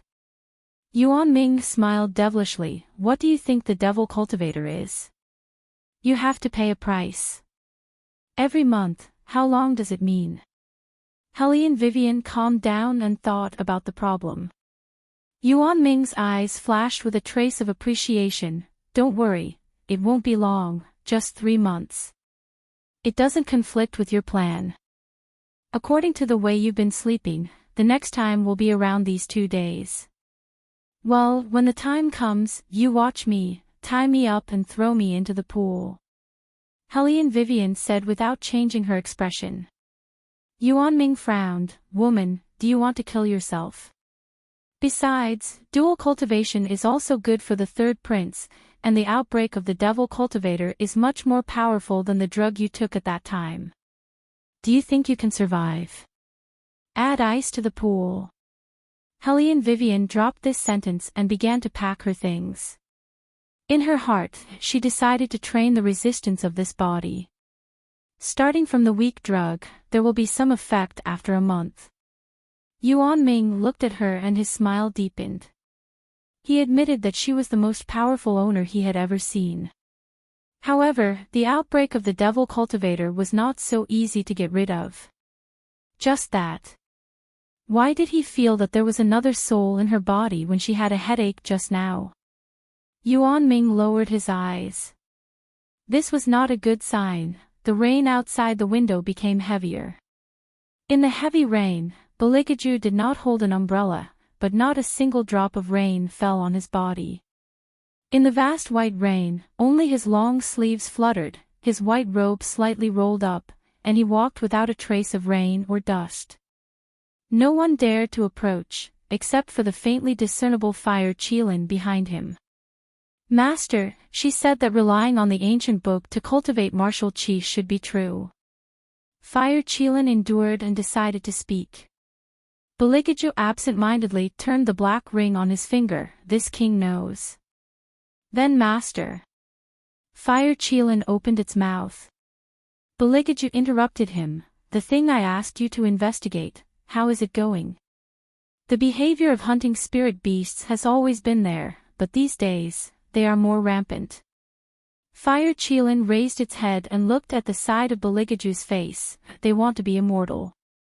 Beligaju sneered and repeated these 4 words playfully, immortal. I don't know who gave them the idea.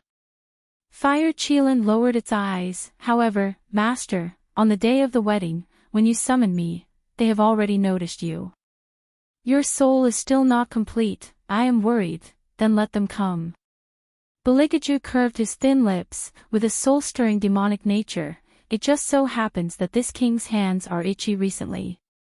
I really want to teach someone a lesson, especially the one surnamed Tang.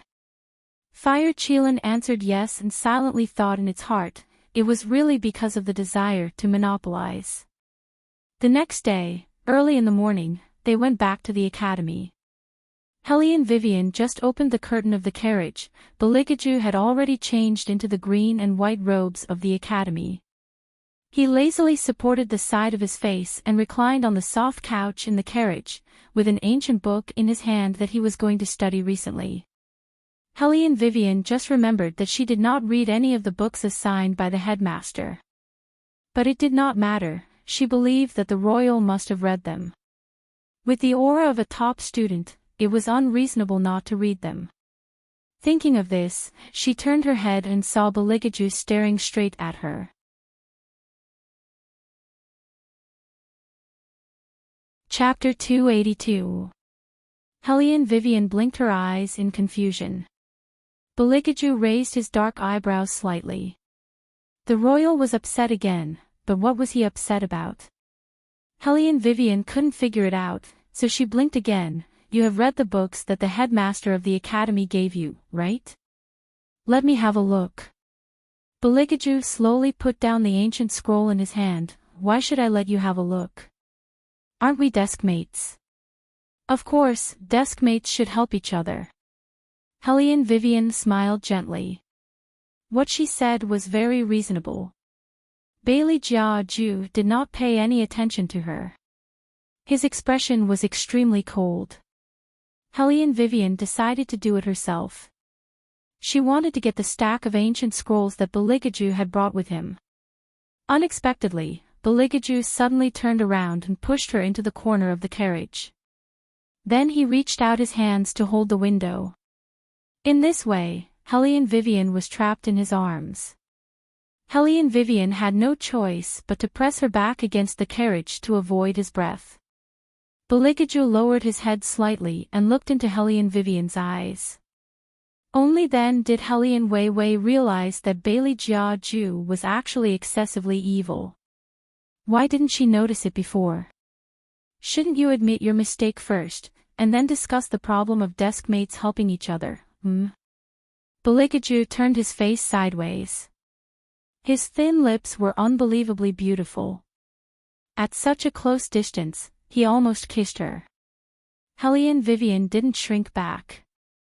She really admitted her mistake and said sincerely, I was wrong. Can I copy your ancient scrolls now? Beligaju took a deep breath, loosened his hand, and completely ignored her. Hellion Vivian smiled evilly. She opened the ancient scrolls one by one and began to look for the one that the headmaster of the academy gave her.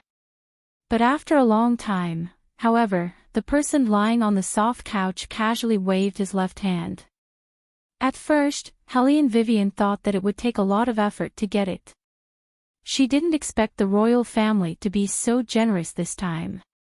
Hellion Wei smiled faintly as she opened the ancient scroll. It was completely blank. Where's the mark you made? Hellion Vivian frowned. Why did this ancient scroll look even newer than the one she had? Beligaju's expression was indifferent as he closed his eyes. When did I say that I would make a mark? It means. Hellion Vivian paused. You haven't read the books assigned by the headmaster of academy. Beligaju picked up a teacup and played with it in his hand. With a faint smile, he said, I'm not interested in reading the books I read when I was 5. How could he know so many traditional Chinese characters at the age of 5? As expected, His Highness couldn't be looked at with normal eyes. Hellion Wei Wei looked at the ancient scroll that was filled with words and felt that she, the underachiever, had been deeply insulted. How did His Highness grow up? Could it be that he was like young Master Tang, who belonged to the special group of people who could finish in 2 or 3 moves while others spent half a day to study? So why did such a creature as a straight-A student exist in the world? Hellion Vivian was a little sad for a while and then said, "Since you've read it, you should know what the key points are, right? Tell me, and I'll draw them." "Tell you?" Beligaju glanced sideways and seemed to think of something. He suddenly smiled. "Okay, but I want to get something in return." Before Hellion Vivian could ask what he wanted, she was pulled over by him and pressed into his arms. Then he bent his enviable long legs and pointed at the ancient scroll indifferently. His fingers were as slender as jade. "Here, draw it." This kind of position. Hellion Wei Wei got used to the elegant smell behind her ear. Then, she picked up the brush and started to mark the place that Bailey Jia Ju pointed out to her. He didn't make any extra movements. He just held an ivory porcelain cup in one hand and pointed at the ancient scroll from time to time with the other. In the end, Hellion Vivian got used to it. She yawned lazily and forgot that she was sitting in the man's arms. She only thought about the feeling of not copying summer homework for many years, and her balls hurt again. In the end, Beligaju seemed to be unable to bear it anymore. He reached out, held the brush in her hand, and wrote a few words on it. Hellion Vivian was still comforting herself. "I think my handwriting is very good, but it's not the same style as yours." Hearing her words, Beligaju seemed to be in a good mood. The corners of his mouth raised playfully. He let go of her hand with a noble look and let her write by herself. Hellion Vivian was about to use all her energy to impress him. A slightly cold hand reached into her clothes. Hellion Vivian paused, and the brush in her hand slid in an irregular arc. "So careless?" Bailey Jia Ju raised his eyebrows, his thin lips pursed into a smile. Looking at such a bad-tempered person obediently curled up in his embrace, his eyes deepened by several degrees. Her soft and fluffy hair was brushed aside, revealing a slender and clean neck. Inexplicably, it made her look even more fragile, which made people want to fiercely invade her. Hellion Vivian jumped, narrowed her eyes, and tried to withdraw her hand from Beligaju's hand. However, Bailey Jia Ju pretended to hold her right hand with one hand and dipped it in the ink. His other hand was misbehaving. Hellion Vivian bit her thin lips, but her breathing became uneven. It was very hot in the carriage. She was not dressed as neatly as Beligaju. In order to cool down and be comfortable on the road, Hellion Vivian wore a large robe. The collar of the robe was not small, so after being rubbed by Beligaju, 2 buttons were undone. When he lowered his head like this, her white softness jumped into Beligaju's line of sight. Beligaju's eyes suddenly darkened. His thin lips slightly opened as he began to attack. Hellion Wei Wei only felt the side of her ear heat up, the strength of that hand kneading became stronger, an indescribable feeling of limp and numbness spread from her ear to her tailbone in a flash. The robe on her body was rubbed until it was unrecognizable. Everyone said that the royal family was pure of heart and few desires. That was simply nonsense. In her eyes, he was simply a wolf, and an evil wolf that had been vegetarian for more than 10 years. Hellion Wei Wei only felt that her entire body was indescribably limp, numb and hot, yet she didn't know that the corners of her peach blossom eyes were suffused with pink, and her line of sight also seemed to be covered by a layer of light. Because of this, her originally relatively light-colored pupils became a bit blurred that she simply couldn't see. Beligaju looked at her, and his lower body was so hot that it hurt. He directly put down the brush in his hand and pulled her into his embrace. Hellion Wei Wei knew that her back had bumped into a chest. She wanted to avoid it, but her 4 limbs were restrained by him. Beneath her long legs was the fabric of the robe. Waves of hot air could be felt. She could even feel the breath of the other party entering her pores when he breathed.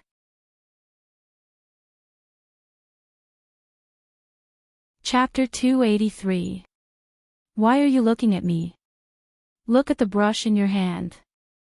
How could he say such a thing at this time?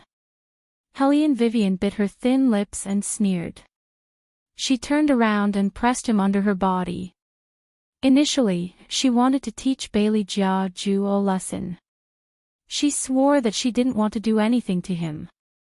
But, the door of the carriage opened, Eunuch's son and Qing Zhan stood outside the carriage and looked at the scene in shock.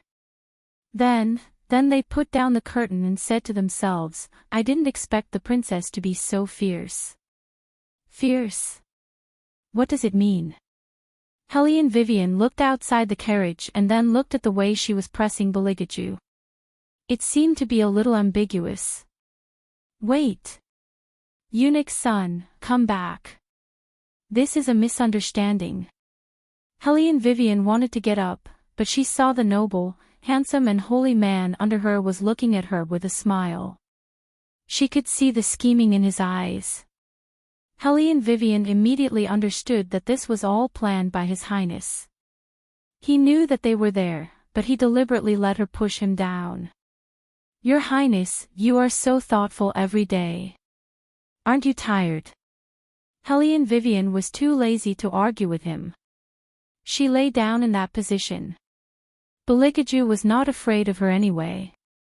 Bailey Jia Ju reached out and hugged her, his fingers running through her hair. He could not see her small face, but he knew that she was yawning. His voice was faint as he said, That's why I said, be obedient and keep your claws. Don't see people you shouldn't see. Otherwise, one day, I can't hold it in anymore and break your claws. You're the one who will feel the pain. Just because he bumped into her meeting with second young Master He, he took out everything to squeeze her. Didn't she just break the agreement once? He was so overbearing and still held a grudge. She also had to take risks to meet others. Did she really think that it was that easy? Of course, Helene Wei Wei would not be so stupid as to say the words in her heart and cause trouble for herself. She buried her head in his arms to make her posture look more normal. That's my hand, not my claws. Was she a dog? They even had claws and claws. Bailey Jia Ju declined to comment as he took one of her hands into his palm and played with it. Her palm was soft, but her nails were hard. If they were not claws, then what were they? When you arrive at the academy, come see me every day. We're deskmates. It's hard not to see each other, right? Helene Vivian raised her eyebrows in confusion. Beligaju slowly let go of her. I meant at night. You want me, as the princess consort, to meet a man from the same courtyard every night. Helene Vivian glanced at him. Do you want me to be expelled from the academy, or do you want to divorce me right now? Beligaju tidied up his sleeves and said, with the shadow following you, no one will notice. Helene Vivian thought for a moment. I still think it's inconvenient. Wasn't he afraid that his identity would be exposed? Up to you. Beligaju looked at her indifferently. It seems that meeting me is not as convenient as meeting the second young master of the He family. Helene Vivian froze. That's why people say that people can't make mistakes. Once they do, they will be dwarfed everywhere. We're talking about business. Beligaju seemed to have finished tidying up. With a cold voice, he said, I called you to talk about business with you. Otherwise. He paused for a moment, then continued, what did you think it was? She thought, for someone like His Highness who didn't play by the rules. She must face him calmly. I also want to talk about business. What kind of business does Your Highness want to talk about? Helene Vivian tightened her robe and looked at him with shrewd eyes. The tip of Bailey Jia Ju's cold tongue slowly spat out two words, military fire. Hellion Vivian's eyes lit up. Good. When she came to the Dragon War Empire, she always wanted to set up a military fire team. Because once this kind of thing was found out, the imperial family would definitely not forgive her. Now that she has the cooperation of the third prince, she can freely prepare. But, if a prince sells military fire privately, won't it be considered a rebellion? The current situation is so chaotic, isn't he afraid? Beligaju's voice was indifferent. The imperial family needs this batch of military fire to suppress the forces of the four sides. So it was allowed by the retired emperor and the emperor. Hellion Vivian didn't need Beligaju to explain too clearly, she understood everything. This is really a good project, money is easy to get. When the time comes, tell me how many people you need. Beligaju paused for a moment, then pulled her over. Give me a pleasing name. Ha! Hellion Vivian didn't react for a moment. What name? Beligaju lowered his eyes. The name of the military fire business. She gave it. She always had no interest in giving names. Hellion Vivian opened her mouth. Just as she was about to speak, she heard Eunuch Sun's voice come from outside the carriage. Your Highness, the sky is going to be dark. If we don't go up the mountain now, it will be too late. After he finished speaking, Eunuch Sun silently raised his head. He thought in his heart, the princess is so strong, will His Highness be able to handle it? Should he have the kitchen make some nourishing soup for His Highness to drink? Hellion Vivian met Eunuch Sun's gaze and knew what he was thinking. She wanted to explain a few words. Beligaju sent him away. Go and bring my horse over. Yes. Eunuch Sun's eyes were very bright. He knew that his master didn't want to reveal his identity, so he prepared an ugly black horse and let the two of them go up the mountain separately. Hellion Vivian continued to sit in the carriage. After all, everyone knew that the princess was going back to the academy, so the carriage must be there. As for the matter of His Highness getting into the carriage, no one knew except for them. Beligaju got off the carriage. For the rest of the journey, Qing Zhan accompanied Hellion Vivian. She served Hellion Vivian as usual. She didn't say anything, but there was a subtle look in her eyes when she looked at Hellion Vivian. Hellion Vivian held her forehead. Girl, it's not what you think. I understand. Qing Zhan thought for a while and put down the teapot that she was pouring tea for Hellion Vivian. She looked serious. His Highness is so handsome that it's easy for people to lose control. Hellion Vivian. Lose control. Lose control. So the princess must keep an eye on His Highness. Qing Zhan lowered her eyes, hinting at something. Hellion Vivian raised her thin lips and smiled playfully, but she didn't take it to heart. I know. Don't worry about him. Let's talk about you. Which courtyard do you want to go to? Me. Qing Zhan paused. She always thought that she was just a servant. Hellion Vivian answered lazily, You are His Highness' death soldier. Your qualifications should be good. I think you can go to the fine courtyard, but you have to be tested. Hearing Hellion Vivian praising herself, Qing Zhan was happy. Which courtyard is the princess in? The fine courtyard. Hellion Vivian coughed softly, I'm in the inferior courtyard. Qing Zhan. How bad is the White Academy's poor student? But she won the martial qi competition. Qing Zhan felt that she couldn't understand the princess in front of her. If what He Zhu said was true, and her sister came back, then the princess's situation, Qing Zhan didn't continue to think about it.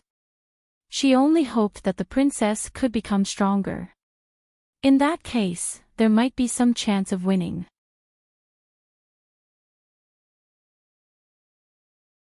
Chapter 284. The curtain of night fell, Murong Manor. Chang Feng, your return to the academy this time is mainly to cover Miss Yun's identity, do you understand? The person who spoke was none other than Empress Murong. Murong Changfeng's eyes flashed. "Aunt, don't worry, I understand." "That's good." Empress Murong smiled, her eyes carrying calculation. "Right now, my son is still young, but that vile spawn's power is growing day by day. With this Miss Yun as a check, we can always cut off his left and right arms." Murong Changfeng naturally knew who the vile spawn his aunt was talking about was, but he didn't pay much attention to this. Instead, he asked, "Aunt, that Miss Yun has already entered the academy?" "Naturally, she has." Empress Murong's white hand picked up the teacup beside her, blew the tea leaves inside, and said, "This woman is not simple. She reached the gold rank at such a young age. What's important is that she made a good armament. The people who came out from that vile spawn side are always different from others. In addition, that vile spawn treated her differently at that time. Her identity is said to be a servant girl, but in reality, she's better off than some of the young ladies in the capital. White Academy's test, to her, is not difficult at all." Murong Changfeng heard this and muttered absent-mindedly, "She also knows how to make armaments. What Hellion Vivian knows, she knows." Empress Murong smiled, the corners of her mouth carrying poison. "Hellion Vivian doesn't know, she's also good at it. Putting her in White Academy is the most suitable. The people of the Hellion family always think that they are omnipotent, but in the end, they still lose everything. Changfeng, don't worry, Aunt knows that the girl of the Hellion family made you look bad. This time, Aunt will make her pay back everything." Murong Changfeng didn't speak, even somewhat distracted. But Empress Murong didn't notice, only thinking about the good news that she would hear soon, the corners of her mouth slowly curved up. The night wind became stronger, but at the top of the mountain, it was calm. There was a door lock in the academy, so when the sky turned dark, the road leading down the mountain would be closed. For so many years, the reason why White Academy was known as the most powerful academy was also because of its strict atmosphere. Even the time for the lanterns to be hung was regulated. When the students returned to the academy, a master would lead a group of teachers to maintain order. During the first half of the semester, Hellion Vivian did everything by herself. Now that she had Qing Zhan's help, her speed was much faster. The bathroom was still the same as before, but Hellion Wei Wei, who was already familiar with the road, no longer lost her way. She remembered that before, it was because she couldn't distinguish between a man and a woman that she bumped into a certain highness who was taking a bath. But now that she thought about it, His Highness's figure was really good. That kind of beauty that was hard to ignore. She was afraid that there was no other person in the world who could compare to him. In the future, she could draw a painting for His Highness while he was sleeping and then sell it. She would definitely make a lot of money. Small capital and huge profits. Anyway, they were already married. She could learn from him in whatever she did, saying that she was adapting. After Hellion Vivian made up her mind, she took a change of robe and went into the bathroom in a good mood. She was very handsome when she took off her clothes. Probably because she was used to being a secret agent, her fingers twitched and the belt loosened slightly. The robe fell to the ground as she walked. The bamboo forest swayed. Hellion Vivian soaked herself in the hot spring pool. Thinking about the scene in her dream, her eyes darkened. She closed her eyes slightly and quickly searched in her mind for the possible person who could be that woman. When she finally opened her eyes were clear and bright. It was not because of anything else, but because Yuan Ming suddenly sent her a message through telepathy, "Someone's here." Hellion Vivian reached out and wrapped a long towel around her body. She stepped out of the hot spring pool with her long white legs and stepped on the green stones barefoot. She waved her hand and the umbrella was slightly tilted, showing the temperament of a queen. "Ah!" The woman who walked in, as if she did not expect someone to be here, called out in a crisp voice. Then, she coughed lightly and said, "I'm sorry, I didn't know that someone was already bathing." Helene Vivian looked at her and curved her thin lips. "It's okay." The woman raised her head. Her small face was the size of a palm and had a seductive smell. She had a pair of clear eyes, but because of the curved corners of her eyes, people couldn't help but want to take a few more glances. Her skin was very white, and her long black hair almost reached her calves. There was a kind of fragility in her ethereal appearance, as if she was a budding magnolia flower. Her entire body was untainted by the past, and she was the kind of woman that people would want to take into their arms and love. "Then I'll go out first. I'll wait for you to put on your clothes before coming in." The woman smiled and politely turned around. Helene Vivian took the robe in her hand, turned it slightly, and put it on her body. Yuan Ming smiled wantonly. "This girl looks really good, and her martial chi value is very high. The most important thing is that she looks very harmless. Look at her, and then look at you. Woman, do you think you should be gentler to me in the future? I'm treating you like this now, you're worried that I'm in love with you. If I'm gentler, you'll suspect that I want to give myself to you." Helene Vivian casually took back her gaze. Yuan Ming snorted twice. "You're jealous. When you see a girl who is gentler than you, you'll always be jealous. I understand this feeling. You even understand the feeling of a girl." Helene Vivian's slender fingers tightened, fastened the robe, and smiled evilly. "Yuan Ming, your next sentence, are you going to say that we're women? I've known you for so long, but I didn't know that you're actually a woman." Yuan Ming was choked by Helene Vivian. His domineering face rarely blushed. Finally, he smiled again. "In fact, you're prettier than her if you wipe the black thing off your face." "Thank you, you only know how to look at the face." Helene Vivian pushed the door and went out. The girl was still outside. Her body looked relatively weak. Standing in the night, it was difficult to ignore. The girl saw Helene Vivian coming out and opened her palm. "Is this yours?" Helene Vivian glanced at the sandalwood bead in her palm. She took it from the palace. She originally wanted to tie a rope to wear around her neck. It was said that this thing could drive mosquitoes after wearing, so there were a lot of them in Beligaju's palace. Probably when she took off her clothes, she dropped it.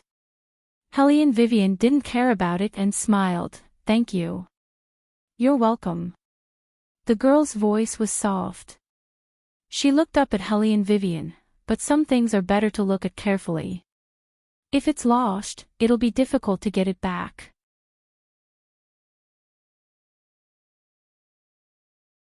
Chapter 285. This girl is quite interesting.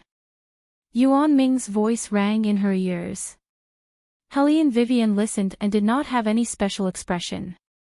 She only curved her thin lips and said with a smile, "There are other things even if I throw it away." "You are right, but some things can't be replaced." The girl paused and her eyes seemed to have dimmed a lot. Helene Vivian did not say anything more. She just put the sandalwood bead back to its original place. She said goodbye to the girl and disappeared into the vast night. "Sister, you just let her go like that?" He Zhu walked out of the dense bamboo forest and said to the girl, "You don't know what she did to His Highness, making His Highness." The girl put away the clothes one by one and continued, "I know, it's just the beginning. I need to know more about her." "He Zhu, you are too impatient. A woman who can make him like her is not that simple. A person like her is not easy to deal with, but the more straightforward a person is, the easier it is for others to take action. Before I came back, I have heard a lot about her. She is very bold, but it is easy to offend people. Moreover, I have never shown my hostility to the enemy at the first meeting." The girl's tone faded as she said, "That is why I can defeat them every time." He Zhu listened to the girl and laughed. Sister, you have a way. However, you have seen the appearance of that woman. She is as black as a coal ball. How can a coal ball be compared to sister? The girl smiled and said, let's go to the superior compound. Okay. He Zhu followed behind the girl. She imagined what would happen to that ugly woman when His Highness saw her sister. She could not help but feel refreshed in her heart. Gradually, it began to drizzle on the mountain. The students who returned to the academy faded away from the excitement of the beginning of the school. After calming down, they lay on the wooden bed and fell into a deep sleep. At this time, Helene Vivian sat up and looked at Qing Zhan, who was sleeping in the outer room. She walked out of the inferior compound quietly. After the break time, the White Academy was pitch black, especially when it was still raining. The patrolling guards were also a little lazy. This also made it even more convenient for Wei Wei's actions. She narrowed her phoenix-shaped eyes, her figure beautifully leaped into a small path at the side. Just like that, she passed through the back of the Imperial bodyguard, yet wasn't discovered. When they arrived at the agreed-upon corner of the trading courtyard, Helene Vivian opened the umbrella in her hand and smiled faintly. Elder Huan, sneak attacking people behind their backs is an immoral action. You brat. The old man forcefully made a turn in midair and lightly landed on the ground with the tip of his foot. He lightly coughed and said, it's getting harder and harder to manipulate. Helene Vivian tossed the strawberries in her hand and stuffed one into her mouth. I didn't join the battle spirit forces to be at your mercy. You. Before Huan Mingxiang could get angry, Helene Vivian stuffed a jar of green bamboo wine into his mouth with one hand. It's from the Imperial Palace. I heard that you liked this in the past. I stole it from the Imperial kitchen when they weren't paying attention. After seeing the jar of wine, Huan Mingxiang's eyes lit up. His tone was still serious. Look at you. You're already a princess, but you still have to steal a jar of wine. Brat, is it true that the rumors are true? That icy brat is not good to you. Him. Helene Vivian didn't know how to evaluate His Highness. She vaguely said, he's okay. Huan Mingxiang's eyes widened. Don't lie to me. If you're bullied, just tell me. No matter how bad I am, I can still say a few words in the imperial court. This was the second person who cared about her since she came to the ancient times. Helene Vivian smiled and said, I know. Her heart was warm. Her grandfather and mother had passed away early. It could be said that her memories of familial love only stopped when she was 7 years old. After that, she entered the Tang sect. Since then, she had never been bullied. Instead, she bled a lot. Every time she went out on a mission, she didn't know if she could return alive. The Tang sect's training methods were very cruel. At that time, it was the only place that could take her in. It was like a flower blooming in the darkness. It was very suitable for these vicious and merciless villains. Therefore, Helene Vivian was able to accept the royal family's methods. The reason was very simple. No matter how they looked, they were actually the same kind of people. Elder Huan, I've thought it over. I've decided to join your battle spirit forces. Helene Vivian raised her eyes, her gaze burning. Huan Mingxiang was delighted. He said 3 good words in a row. Tomorrow, I'll go tell them that you're joining. Brat, how did you figure it out? Legend has it that the battle spirit forces are all secret operations of the Dragon War Empire. Helene Vivian's eyes were indifferent. It's only to ensure that the common people can live and work in peace and not be influenced by any family. Joining this kind of battle force is quite interesting. Huan Mingxiang smiled and stroked his beard. Then you should prepare. Within 3 days, this old man will take you to participate in the Battle Spirit Forces test. Don't worry, that test won't be difficult for you. This time, there are a lot of new people joining.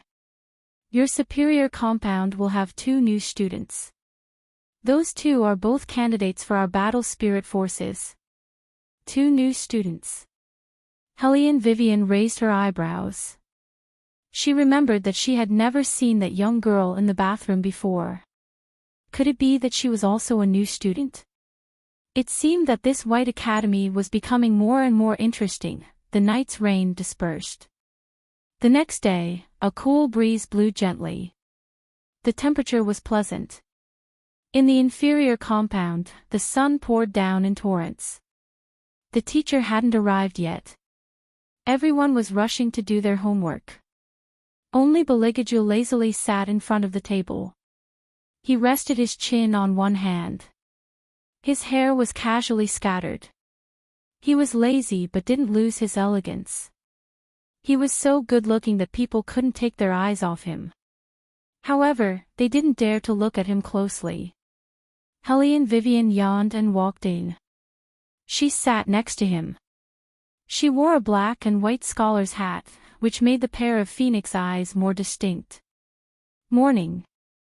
After that, she didn't wait for Beligaju's response. She leaned on the wooden table and was ready to sleep. Bailey Jiaju, who was at the side, saw her like this. His beautiful eyes floated up and down as he narrowed them. At this time, all the students were almost seated. Even Nangong Lai came late and sat in his seat. He glanced at the little attendant who sat with Helene Vivian. His smiling eyes immediately sank. Qing Zhan also knew that he didn't want to see her. However, she really didn't expect that young Master Lai and His Highness were also assigned to the inferior compound. If she knew, she would have chosen another compound when she heard the princess's words. Then, she wouldn't have encountered such a situation. You're living a good life. A familiar voice slowly drifted into her ears.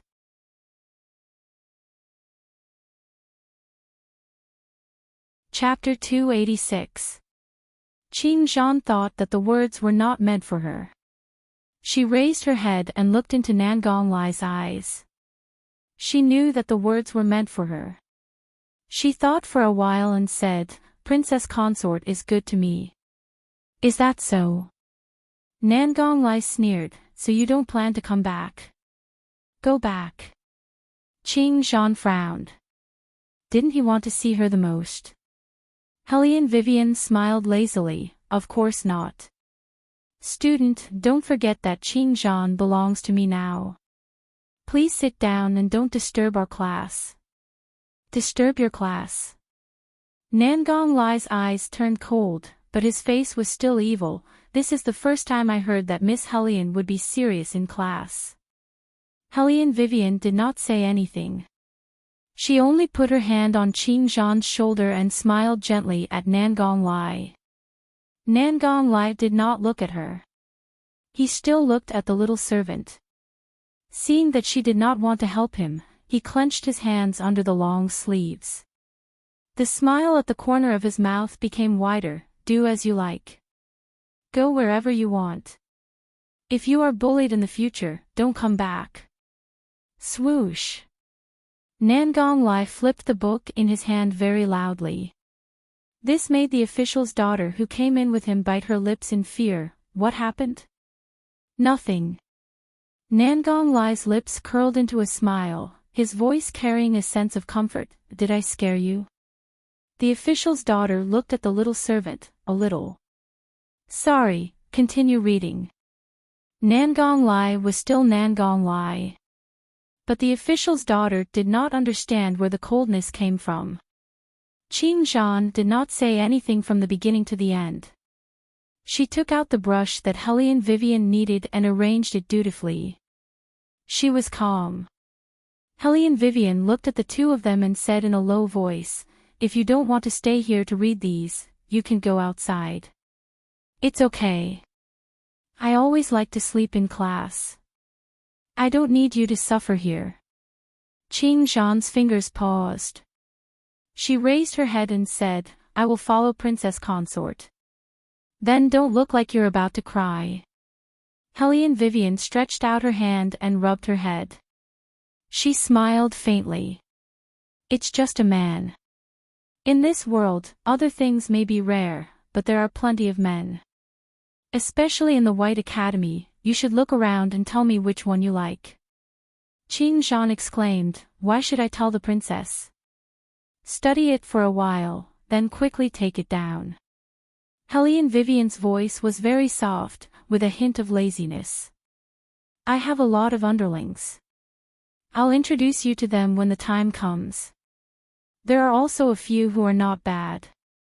Qing Zhan was speechless. Why does it sound like a female bandit is fighting for her husband? No matter how quiet the voices were, the prodigy priest could still hear the commotion. He clenched his fists even tighter. The best way to forget your previous relationship is to meet a new man. Helene Vivian smiled, Qing Zhan, you have to start over. Start over. Qing Zhan paused and said, I'll go. When Nangong Lai heard the two words, he was stunned for a moment. Then, he sneered subconsciously. He seemed to want to say something, but he saw the headmaster walking in with a smile. The white robe made him look like a happy Maitreya Buddha. Quiet, be quiet. The headmaster raised his arm and said, there's a new student today. Everyone, let's welcome him. As soon as he finished speaking, a tall and slender man walked in. Almost at the moment when the man walked in, the surroundings seemed to have been cleared. It became especially quiet, so quiet that even the sound of a pin dropping could be heard. Helene Vivian looked up and suddenly understood why everyone became so quiet. That man was too outstanding. He was more than outstanding. He could even be compared to Baligaju. He had been wearing an ivory-white coat all his life. His dark blue hair draped over his shoulders like a brocade. Above his collar was a jade-like face that could topple all living things. His star-like eyebrows were like snow that had just melted in the spring, forcibly suppressing the light in this room. There was a gentle and elegant smile on his face, as if he had walked out of an ancient painting. There was a faint smell of medicine on him, making people feel that they would sully him just by looking at him, but they could not help but want to get close to him. However, this face was familiar to Helene Vivian. Although they did not see each other often, she had escaped a disaster when she was in his carriage. Even the martial cultivation on her body couldn't be separated from the other party. Ha! The Master Wushuang was a new student, and was even arranged to be in the inferior compound. The corners of Helene Weiwei's mouth curled up. God, who is this? As expected, exclamations sounded one after another. The teacher looked around at the stunned students and used his hand to adjust his glasses. This student was admitted late because of his health. All right, now let the new student introduce himself. After the teacher finished speaking, he glanced at the man beside him. The man nodded slightly and slowly stepped forward. I am Jing Bai Shuang. The man's lips revealed a faint smile, and a low voice like flowing water flowed out.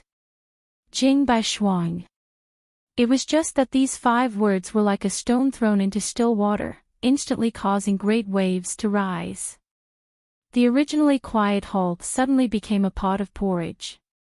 Everyone was whispering to each other to pass on what they knew. In the capital's circle, they had never heard of the surname Jing. Could it be that he came from the same place? Then he was the same as the other 2 people in the inferior compound. As everyone thought about it, they couldn't help but set their eyes on Bailey Jia Ju and Nangong Lai. Of the 2 people, one lazily held his chin, his face indifferent. His slender fingers contrasted sharply with the brown scroll in his hand. Under the light, he was incomparably handsome.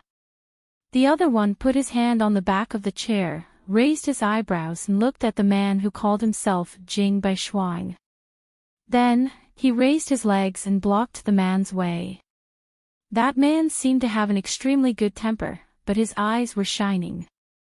He swept a glance at Nangong Lai and said, "Long time no see." After thinking about it, he still gave the opposite party a safer name, Seventh Young Master. Nangong Lai was ranked 7th in the family. This was something that few people knew. When people heard this name, their eyes showed surprise. These two people know each other. Long time no see, Master Shuang. Nangong Lai withdrew his legs playfully. I didn't expect that you would also come to school. Young Master Wushuang smirked and coughed lightly. He seemed to be in a bad condition, but this did not weaken his aura at all. Instead, he was gentle and indifferent.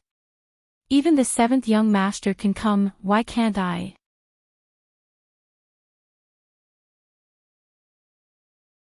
Chapter 287. I'm just worried about your health. Nangong Lai's smile was devilish. There was not the slightest bit of worry in it. Instead, there was a strong sense of provocation. Hellion Vivian looked at this scene and said in a faint voice, Classmate Shuang, I still have a seat here. You can sit here. Nangong Lai did not expect that she would speak up for Master Wushuang. He first looked at Hellion Vivian and frowned, then looked at Baligaju. Baligaju's face did not have any expression. After hearing Hellion Vivian's voice, he raised his beautiful eyes. Jing Wushuang's smile never stopped. Thank you. This sentence was said to Hellion Vivian. Hellion Vivian curved her thin lips. You're too polite. Courtesy demands reciprocity. He helped her once. She helped him once. She helped him once. Moreover, this was not much help. I won't disturb you. Jing Wushuang first looked at the man on her left. Then, she met Hellion Vivian's gaze. The curve of her eyes was particularly gentle. Hellion Vivian smiled leisurely and replied, No. Where the other person sat had nothing to do with her. She was mainly helping him out. After Master Wushuang sat down, he gently coughed twice and smiled at Hellion Vivian. It seemed to be able to melt all the wind, snow, rain, and dew. In this world, there was a kind of man. Silently nourishing things. Just by sitting there, it would be a sight to behold. This kind of man was Jing Wushuang. Nangong Lai glanced at Bailey Jia Ju again, implying that he was not going to intervene. Bailey Jia Ju did not pay attention to him, but that pair of eyes had lost some of its original warmth. However, this did not affect his elegance. On the contrary, for some reason, this kind of elegance became even more enchanting. He reached out his hand and pointed his finger at Hellion Wei Wei's scroll. This part is wrong. Hellion Vivian didn't know why the topic changed to this, but she still subconsciously replied, Didn't you ask me to draw this? What's wrong with that?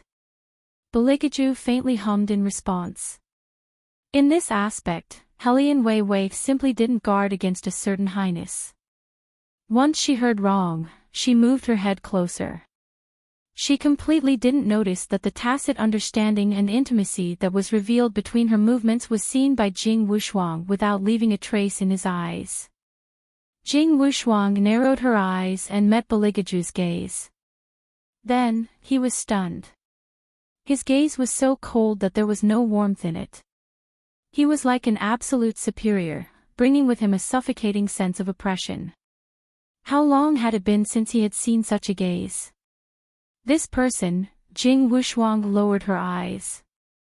She seemed to be reading a book calmly, but in fact, she was thinking about something. The class wasn't peaceful at all. The discussions of the students were like wild weeds that grew wildly in their ears. They were all talking about this enigmatic new student, and there were many people who wanted to inquire about him. It was unknown if the inferior compound's luck was off the charts this year, but there were actually so many handsome men. It was just that the first two were like a god. He was handsome, but not easy to get close to. There were also people who wanted to send letters to Baligaju, but every time they saw his face, they would feel dizzy before they could even open their mouths. Moreover, it was very likely that this person would throw their letters to the side after receiving them. What's more, he would directly ignore them and slowly walk past them. As for the other one, he would always be surrounded by countless young girls. It was easy to get close to him, but there was no sense of security. The new one was different. His easygoing elegance made it hard for the teacher not to like him. In addition, he would occasionally cough lightly, making all the young girls feel tender affection for him. Therefore, when it was time to rest, 2 or 3 people with straightforward personalities would gather around and inquire about Jing Wushuang. Basically, Jing Wushuang would deflect all the questions with little effort. Hellion Vivian listened at the side. She couldn't help but admire the youngest head of the family. Every sentence of his was just right, and he was extremely smart. Qing Zhan didn't know Jing Wushuang's background. She just looked at the performance of Hellion Vivian and the others, and couldn't help but take a look at Jing Wushuang. Just this look made Nangong Lai's eyes even colder. He leaned his body and put his hand on Beligaju's shoulder. What is he doing here instead of staying in Armament City? Flirting with young girls. Your hand. Beligaju's eyes fell slowly, and his voice was still indifferent. You don't want it anymore. Nangong Lai's eyes evoked a dense evil aura. Ah, Ju, don't blame your brother for not reminding you. This guy most likely came for Wei Wei. Recently, Wei Zhe World's momentum has been too great. As the young master of the Armaments Assembly, he'll certainly feel fear in his heart. But it's strange that Hellion Vivian would speak up for him. Listening to her, these 2 people have interacted before. What does this mean? People in the same industry, sympathizing with each other. Sympathizing with each other. After hearing these 4 words, Beligaju's mouth showed a dazzling coldness. It was so cold that Nangong Lai swallowed all the words he was about to say. Meanwhile, the other students were still immersed in the newcomer. Oh right, have you heard? There is a new student from the superior compound. She looks like a fairy. I don't know which family she is from. She is young, but her martial chi value is very high. She lit up the whole crystal bowl. Even the dean is full of praise for her.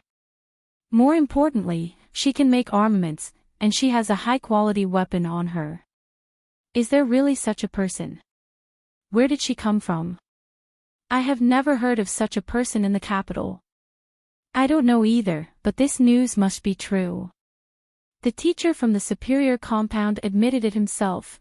The news about the new student was the talk of the town, but this was the most common thing for Hellion Vivian. There were very few things that could arouse her interest. Plus, she was now focused on how to find the hidden army, so she did not pay attention to these things. However, what she cared about was that Yuan Ming said in her ear, "This girl is really interesting." When Hellion Vivian looked up, she saw a young girl standing in the commercial courtyard that she often visited. She looked like she was choosing books. However, besides Hellion Vivian, very few people came to this place. Logically speaking, it should not be convenient for Elder Huan to appear when there were other people around. However, today, he sat steadily in the courtyard with a cup of hot tea by his hand. Hellion Vivian smiled and walked over. When the young girl saw Hellion Vivian, she smiled lightly. What a coincidence. It is indeed a coincidence. When Hellion Vivian was a person who was casual, no one could guess her emotions. The young girl tilted her head and looked at her for a while. She did not say anything and turned around to continue choosing her books. When she looked down, there was some coldness in her eyes.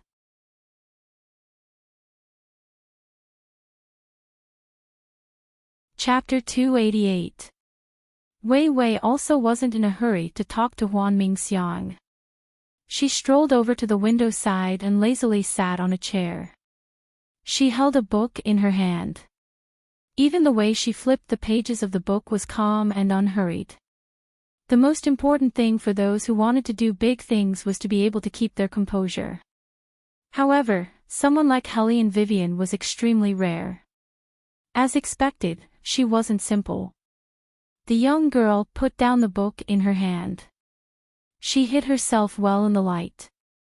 Huan Mingxiang glanced at Helene Vivian with admiration and said, "Wan Yen, come out." This old man said that she is very good at keeping secrets. If there is a third person, she definitely won't come and greet this old man. Just as Huan Mingxiang finished speaking, a cyan figure flashed past and silently landed on the ground. The young girl walked over and greeted him, "Martial uncle." Huan Yen raised his hand. His expression didn't reveal anything. Like Huan Mingxiang, he was the leader of the battle spirit forces. Every leader had their favorite person to join them. Without a doubt, this young girl was the person he was looking forward to. It seems that I worried too much. Huan Yen retracted his gaze from Helene Vivian. She does things more calmly than I expected. Huan Mingxiang stroked his long white beard and pointed out, "You will discover many more good points in the future." Huan Yen didn't reply. Instead, he said indifferently, "I heard that she doesn't have martial qi yet." "Ha, woman, another person who looks down on you." Yuan Ming smiled evilly. Helene Vivian indifferently yawned. Huan Mingxiang's eyes flashed and his tone turned cold. "But she won the martial qi competition in the capital. I think it's impossible that you don't know about it." Elder Huan. Huan Yen glanced at Huan Mingxiang. "I don't mean anything else. Since she is a student who passed, she definitely has her value. However, you also know that the battle spirit forces have always emphasized speed, infiltration, and concealment. She still has much to learn." When Helene Vivian heard this, the corners of her mouth curved up. She never thought that there would be a day when someone would question her ability to infiltrate and conceal. She entered the Tang sect at the age of 7, and the first lesson she learned was personally taught by young Master Tang on how to hide her true self in front of others. "It seems that Your Excellency is very worried about me." Helene Wei stood up, her long legs took large strides, as if she was stepping on the spot, and slowly walked over. Huan Yen glanced at her and said, "It's not that I'm worried. I just don't understand. Your Excellency is not my guide, so naturally you don't understand me." Helene Vivian lazily lifted her eyelids. "It's just that the moment you came up, you picked on my faults. Isn't this a bit disrespectful to Elder Huan?" Huan Yen choked on her words and his expression changed. He turned to Huan Mingxiang and said, "Elder Huan, I didn't mean that. It's just that the battle spirit forces have never accepted anyone without martial qi. I'm worried that when it comes to actual combat, she won't be able to keep up. Those who are selected will go through a period of training. During this period of time, if they are not qualified, they will be eliminated." Huan Mingxiang looked at Huan Yen indifferently and said, "There's nothing to worry about. Just take care of the person you've chosen." After hearing this, Huan Yen knew that he had gone overboard. Although he did not think highly of Helene Vivian, at this point, he still wanted to see who would stay until the end. Perhaps wanting to change the current atmosphere, the girl suddenly spoke in a clear and pleasant voice, "I didn't expect that you would also join the battle spirit forces. Is this considered a kind of fate?" "Probably." Helene Vivian's voice was lazy, and there was no emotion in it. This made the girl a bit confused. However, Huan Yen frowned and asked, "You've met?"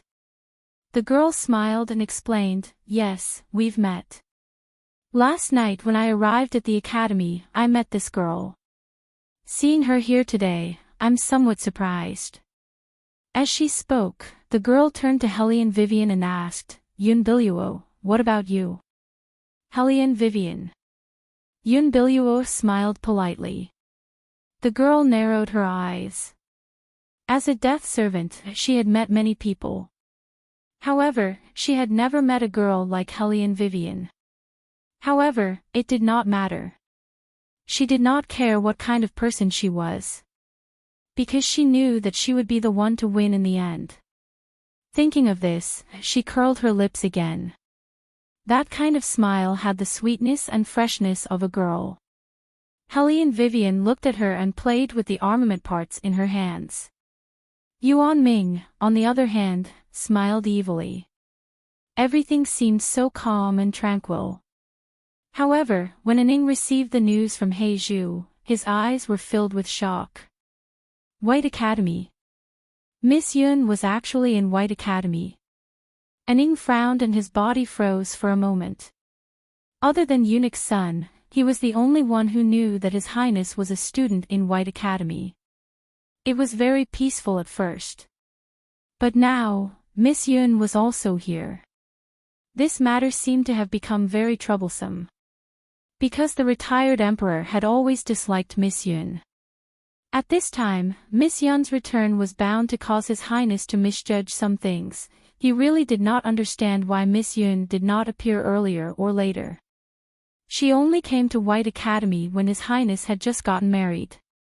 He understood what He Zhu meant. She wanted him to tell His Highness about this matter.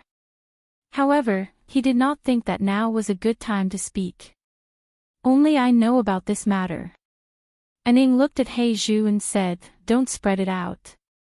He Zhu laughed. "I know. The retired emperor has always disliked my sister, so he definitely does not want to see my sister come back. I used to think that my sister was gone, but I did not expect that she had gone somewhere else. That year, the retired emperor stopped His Highness from being with my sister. His Highness was sad for a long time because of this. Now that my sister is finally back, they can finally be together. Of course, I will not leak the news of my sister's return. There are many eyes and ears in White Academy. If the news reaches the retired emperor's ears, I will be the one who harmed my sister." "What happened that year?" Aning paused and said, "We don't know. The retired emperor may have his reasons for doing that. As for other things, He Zhu, I will say it for the last time. Since His Highness has agreed to marry the princess, we, as servants, had better not talk too much." "Servants?" "Ha," He Zhu sneered. She had enough of these two words. Her sister had already promised her that if she became the third princess, she would definitely ask His Highness to leave a place for her in the palace. She envied her sister's talent and felt that only such a woman was worthy of His Highness, so she never dared to have any delusions. That ugly woman was just lucky to get the retired emperor's approval. Otherwise, His Highness would not have agreed to marry her. However, she did not say this to Aning because the lesson last time was enough for her. She was now only waiting for Aning to tell His Highness the news of her sister's return. She wanted to see what would happen to that ugly woman.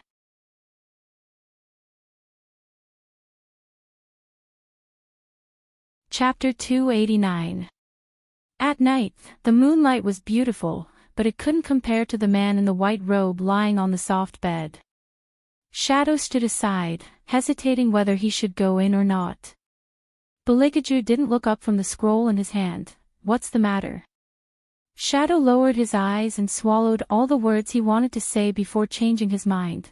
"Nothing, it's just that I thought it was late. Should I close the door?"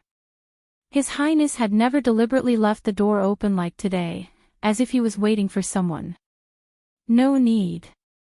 Shadow lowered his eyes and said, "Yes." Beligaju casually looked at him. "What were you talking about with He Zhu?" Shadow's body stiffened. "We were talking about the things we found recently."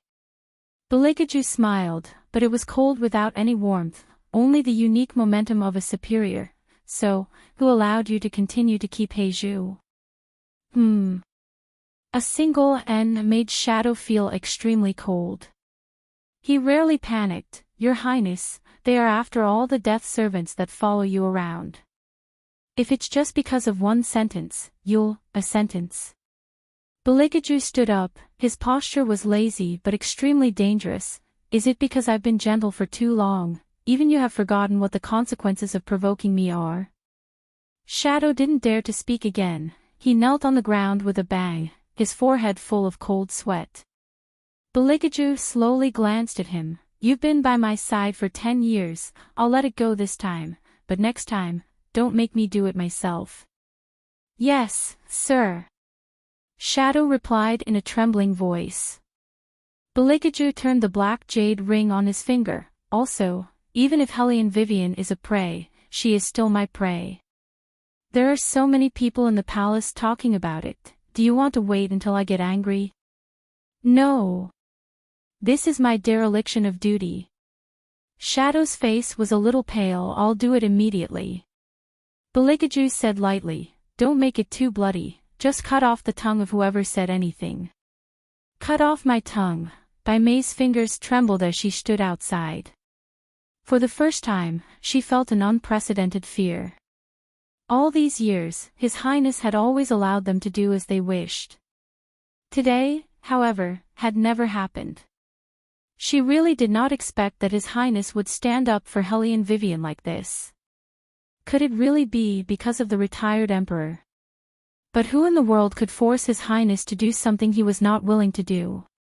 She had not seen His Highness get angry for many years. That person seemed to be standing at the peak of the clouds. His temperament was indifferent, like a god overlooking the mortal world.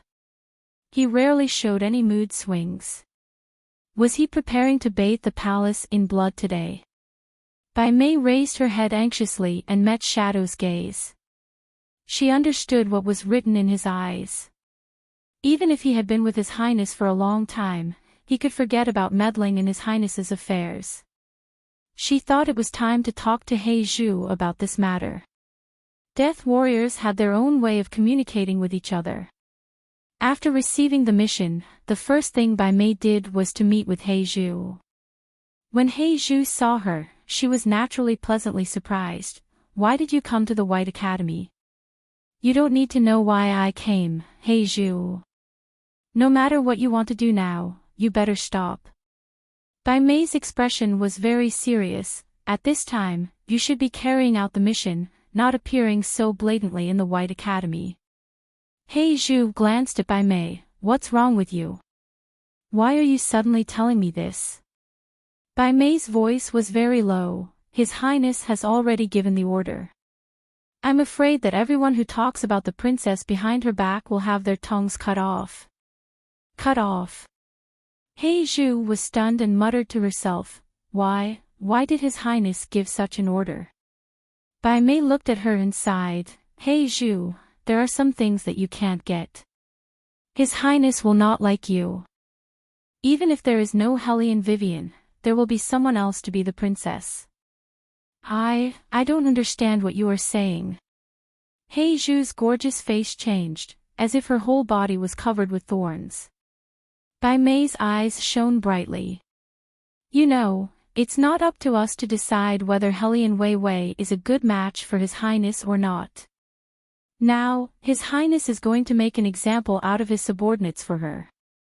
If you continue to be stubborn, sooner or later, it will be your turn. Ha! You mean His Highness is going to kill me for a chess piece? He Zhu seemed to have heard an incredible joke. She laughed softly. Bai Mei, you are the one who doesn't understand. Why does His Highness want to marry that ugly woman? Is it because of the retired emperor? If His Highness really cares about Hellion Vivian, why would he protect her so obviously at the wedding? We know very well what kind of person His Highness is. In order to protect my sister, His Highness has never shown his feelings in front of others. He personally told us that as a man of sacrifice, the most important thing is to be patient. But as a king, he knows to hide what he likes, and push forward what he doesn't care. Don't you think Hellion Vivian is just a shield for His Highness? Bai Mei frowned. Yes, I admit what you said before, but His Highness doesn't need to make such a shield for himself. It's necessary, because... He Zhu suddenly looked up, her eyes shining brightly. Elder sister is still alive and has returned. With His Highness's intelligence, I'm afraid he already knew that elder sister is still alive. However, the situation is not stable yet. The four great families, Empress Murong, and even the retired emperor are watching him all the time. In order to ensure elder sister's safe return, it's best for him to marry a woman with no power and influence as the third princess consort. Helian Wei Wei is the best choice.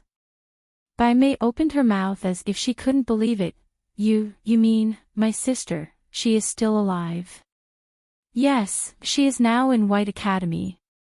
He Zhu looked at Bai Mei and smiled. It's a pity that I can't enter the palace. Otherwise, I would be able to send a message. But it doesn't matter, I've already told Aning.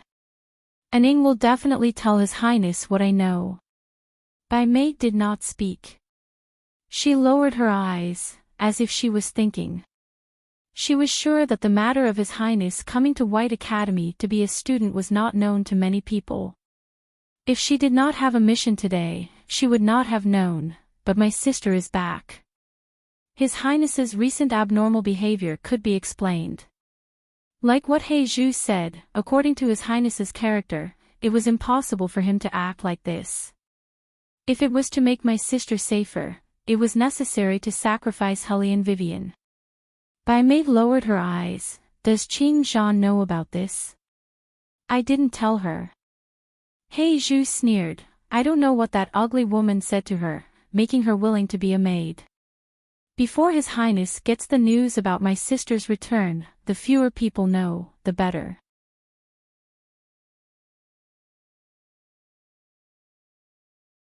Chapter 290.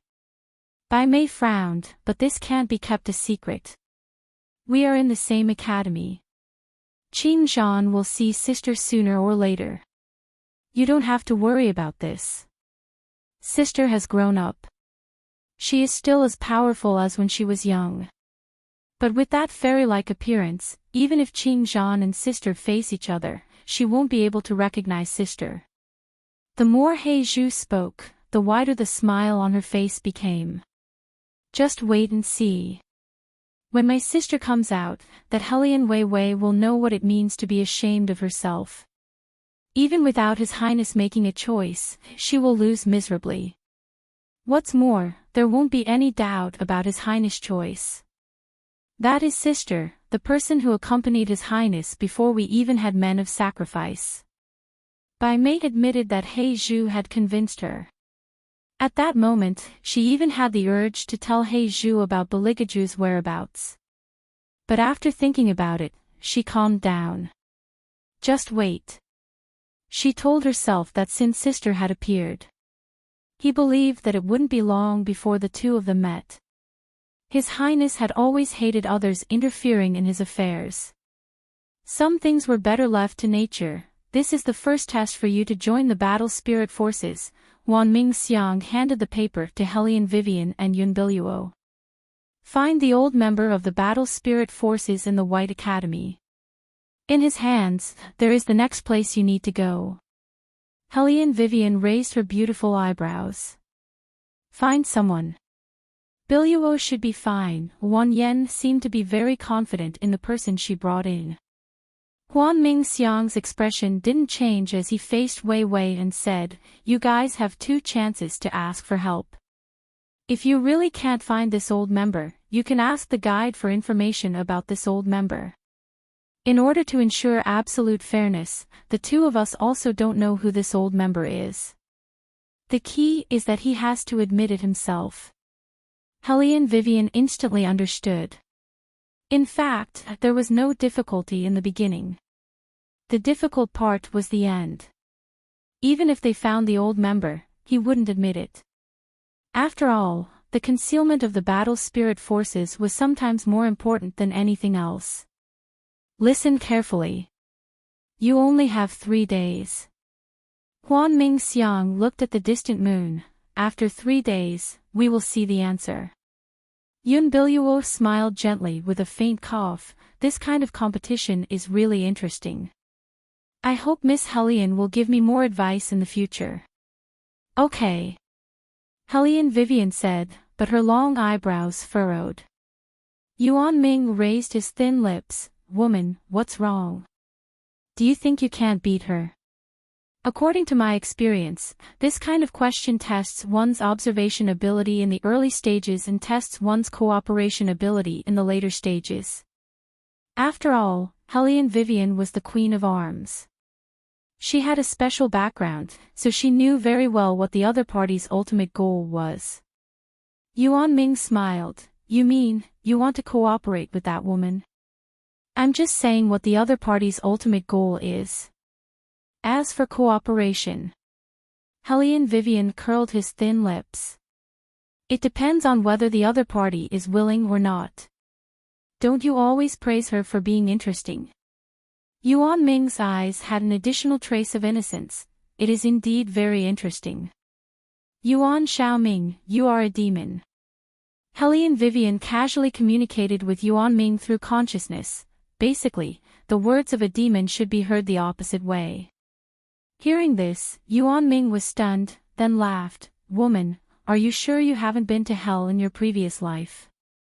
I'm really surprised that you know so much about us demons. So it's best not to hide anything from me in the future. Hellion Vivian's thin lips curved. Yuan Ming glanced at the crescent moon in the sky. We are talking about you and the third prince again.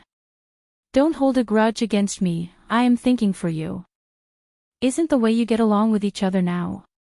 Speaking of the third prince, Hellion Vivian seemed to have thought of something suddenly. Oh no. What? Huan Ming Xiang looked at her in confusion. Is there a problem? Hellion Vivian packed her things and turned around. No, but I still have an appointment. I'll leave first. This girl is in such a hurry to leave. Huan Ming Xiang looked at Hellion Vivian's disappearing figure and couldn't help but shake his head.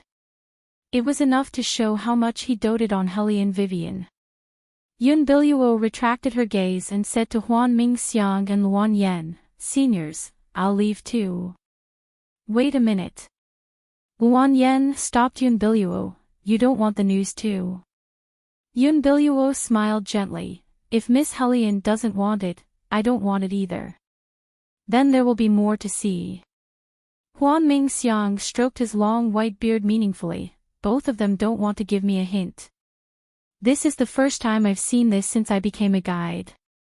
Girl, could it be that you and Wei Wei have a grudge against each other? Yun Biluo's eyes were smiling. Elder Huan, what are you talking about? We bumped into each other yesterday, but she took my things by mistake, so I want to get them back from her. Oh. Huan Ming Xiang already had a plan in mind. However, his expression didn't change as usual. What is it that's worth it for you to compete with her? Yun Biluo seemed to be very surprised. Her eyes widened, full of innocence. Elder Huan, why do you say that?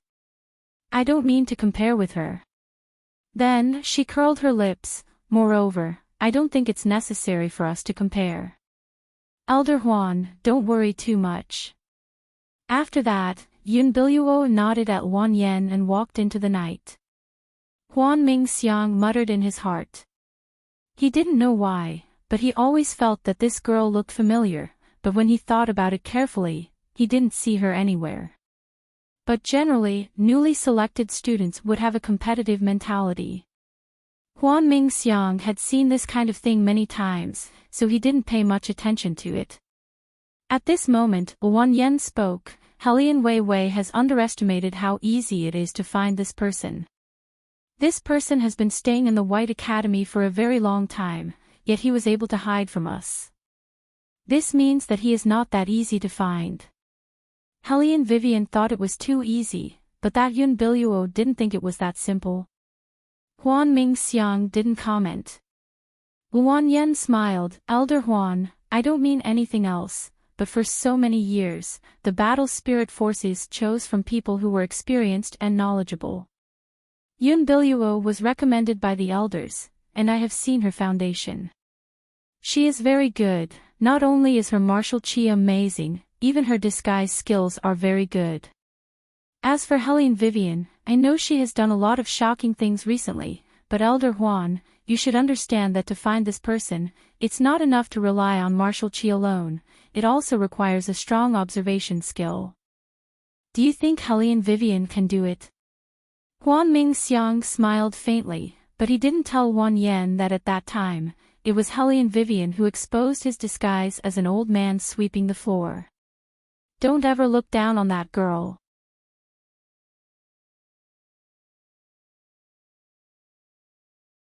Chapter 291. Woman, why are you running so fast? Yuan Ming, who was in the ancient book, felt dizzy from all the shaking. Hearing this, Hellion Vivian stopped. You're right. Why am I running so fast? I'm already late anyway. It's closing time now. Yuan Ming lazily said, have you forgotten the rules of your academy? It seems that it's the power of love that made you climb the wall in the middle of the night. Hellion Vivian supported herself with one hand and easily jumped over. Just as she was about to reply to Yuan Ming, a gentle voice came from behind her. A gentle cough came from behind, followed by a faint medicinal fragrance. It was very deep and pleasant to the ears. Hellion Vivian subconsciously looked back. She saw that the page boy standing beside the person looked as if he had seen a ghost. He was about to shout, someone. However, he was gently interrupted by the man, Xiao Jiu, don't be rude. But she. Little Jiu had lived for so long, but she had never seen a lady from a wealthy family climb a wall. Even a female bandit would not be so brazen. Moreover, the White Academy had a curfew. If someone like her, who openly disregarded the Academy's rules, was caught, she would definitely be expelled from the Academy. When Hellion Wei saw that she had been discovered, she did not bother to hide. She saw the man sitting under the big tree that was full of blooming locust flowers, with a teacup beside his hand, as well as a white jade and black stone chessboard. She smiled and said, young Master Wu Shuang is so elegant. Let's drink. Jing Wushuang was a person who could not be hated. Especially when coupled with her brilliant temperament, it was very easy for people to let go of their hearts. Hellion Vivian looked at the dim light in the distance and thought for a moment before saying, no, the Academy has rules. Men and women are not allowed to touch each other. I'll drink with young Master Wushuang after I leave the Academy. Xiao Jiu opened her mouth. She thought, you even climbed the wall, why do you care about the Academy rules? Jing Wushuang had a faint smile on his face. Since that's the case, I won't keep Miss Wei Wei. See you in class tomorrow. Okay. Wei Wei's lips curved into a smile as her beautiful figure shuttled back and forth within the courtyard. Xiao Jiu, who was standing beside Jing Wushuang, curled his lips and said, young master, that woman is obviously lying to you. Young master treating her to tea is a compliment to her, but she is so perfunctory. Little Jiu, do you know who she is? Jing Wushuang placed her white chess piece down. Xiao Jiu shook her head. I don't know him. You don't leave the manor, so naturally you don't know him. Jing Wushuang backhandedly ate a black chess piece. She's Hellion Wei, the one who was just married into the third prince's family. You remember, you can't offend this person. Xiao Jiu disagreed. Just because she's the third princess consort. No. Jing Wushuang placed the last stone and reversed the situation. Because the person who won against my Wu Xiu was her. Xiao Jiu was so shocked that she forgot what she wanted to say. After a while, she said, but young master, didn't you say that you would marry the person who won against your Wu Xiu? Now, Jing Wushuang didn't say anything else. She only paused for a moment. A gentle breeze blew past her face, and her ivory white robes fluttered in the wind. Little Jiu, don't say such things in the future. It will ruin her reputation. Yes. Xiao Jiu lowered her eyes, but her heart was itching like a cat's paw. In all these years, she had never seen young master have any special feelings for that woman. He was so polite to everyone. Even when he rejected them, no one would feel disgusted. However, this Hellion Vivian was a little different. This was the first time Xiao Jiu had seen young master take the initiative to invite someone to tea. It was a pity that the other party was a married woman. You're saying that it was because she met Jing Wushuang midway that I had to wait for so long. Beligaju coldly curled his thin lips, as if he didn't care. He loosened his collar with one hand, and the other hand lazily hung by his side.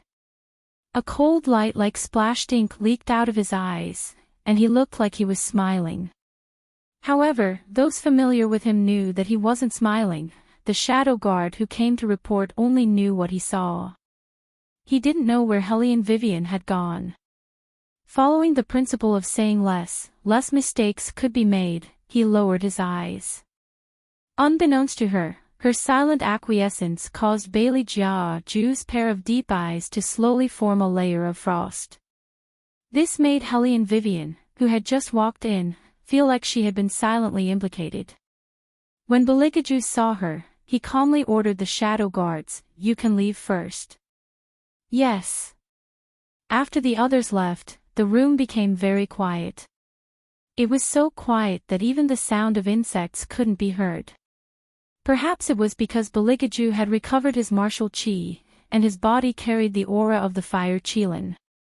Usually, there were very few people in a place where the king of divine beasts lived. However, because it was too quiet, there was a slightly low pressure. Hellion Vivian felt that she was in the wrong. She glanced at the white moonlight and said, "There were a lot of things to do today, so I came late." If there were a lot of things to do, you could have asked the shadow to tell me. However, you didn't say anything. Beligaju's voice was very calm. Hellion Vivian hadn't expected this. Looking at the arrangement on his table, she knew that he had been waiting for a long time. However, she was too guarded to use the shadow. After the incident with He Zhu, she wasn't used to using other people. Beligaju looked at her and said, "You didn't take this matter to heart, or you are not willing to be with me at all." Hellion Vivian admitted that when she was busy, she did forget about this matter. However, she said, "I didn't do it on purpose. It's not that I'm unwilling. I'm just too busy." Too busy. Beligaju slightly curved the corner of his mouth. That kind of coldness. Hellion Vivian understood in an instant. "You are still looking for someone to follow me until now." Beligaju didn't deny it. He had always done this. Hellion Vivian closed her eyes and was silent for a moment before saying, "If your highness doesn't trust me so much, why did you sign that contract? Since it's like this, I think that you and I need to think carefully about whether this contract should exist or not." Beligaju looked at her and said coldly, "You want to terminate the contract?" Hellion Vivian didn't say anything. Beligaju threw his robe to the side. The temperature of his body seemed to have dropped to the extreme. "Do as you wish." After that, he went into the inner room without looking back. Hellion Vivian looked at his back for a long time. The relationship between the two of them seemed to be very strong, but in fact, it was very fragile. Just like what people said. The reason why the two of them were together was because he had to deal with the retired emperor. The retired emperor seemed to be very satisfied with the two of them. This unconsciously reduced a lot of pressure on Beligaju. Here, it was not like in the palace where he was watched everywhere. He didn't need to show off his love, so it didn't matter. She reckoned that the third prince had figured this out, which was why he gave her such an answer.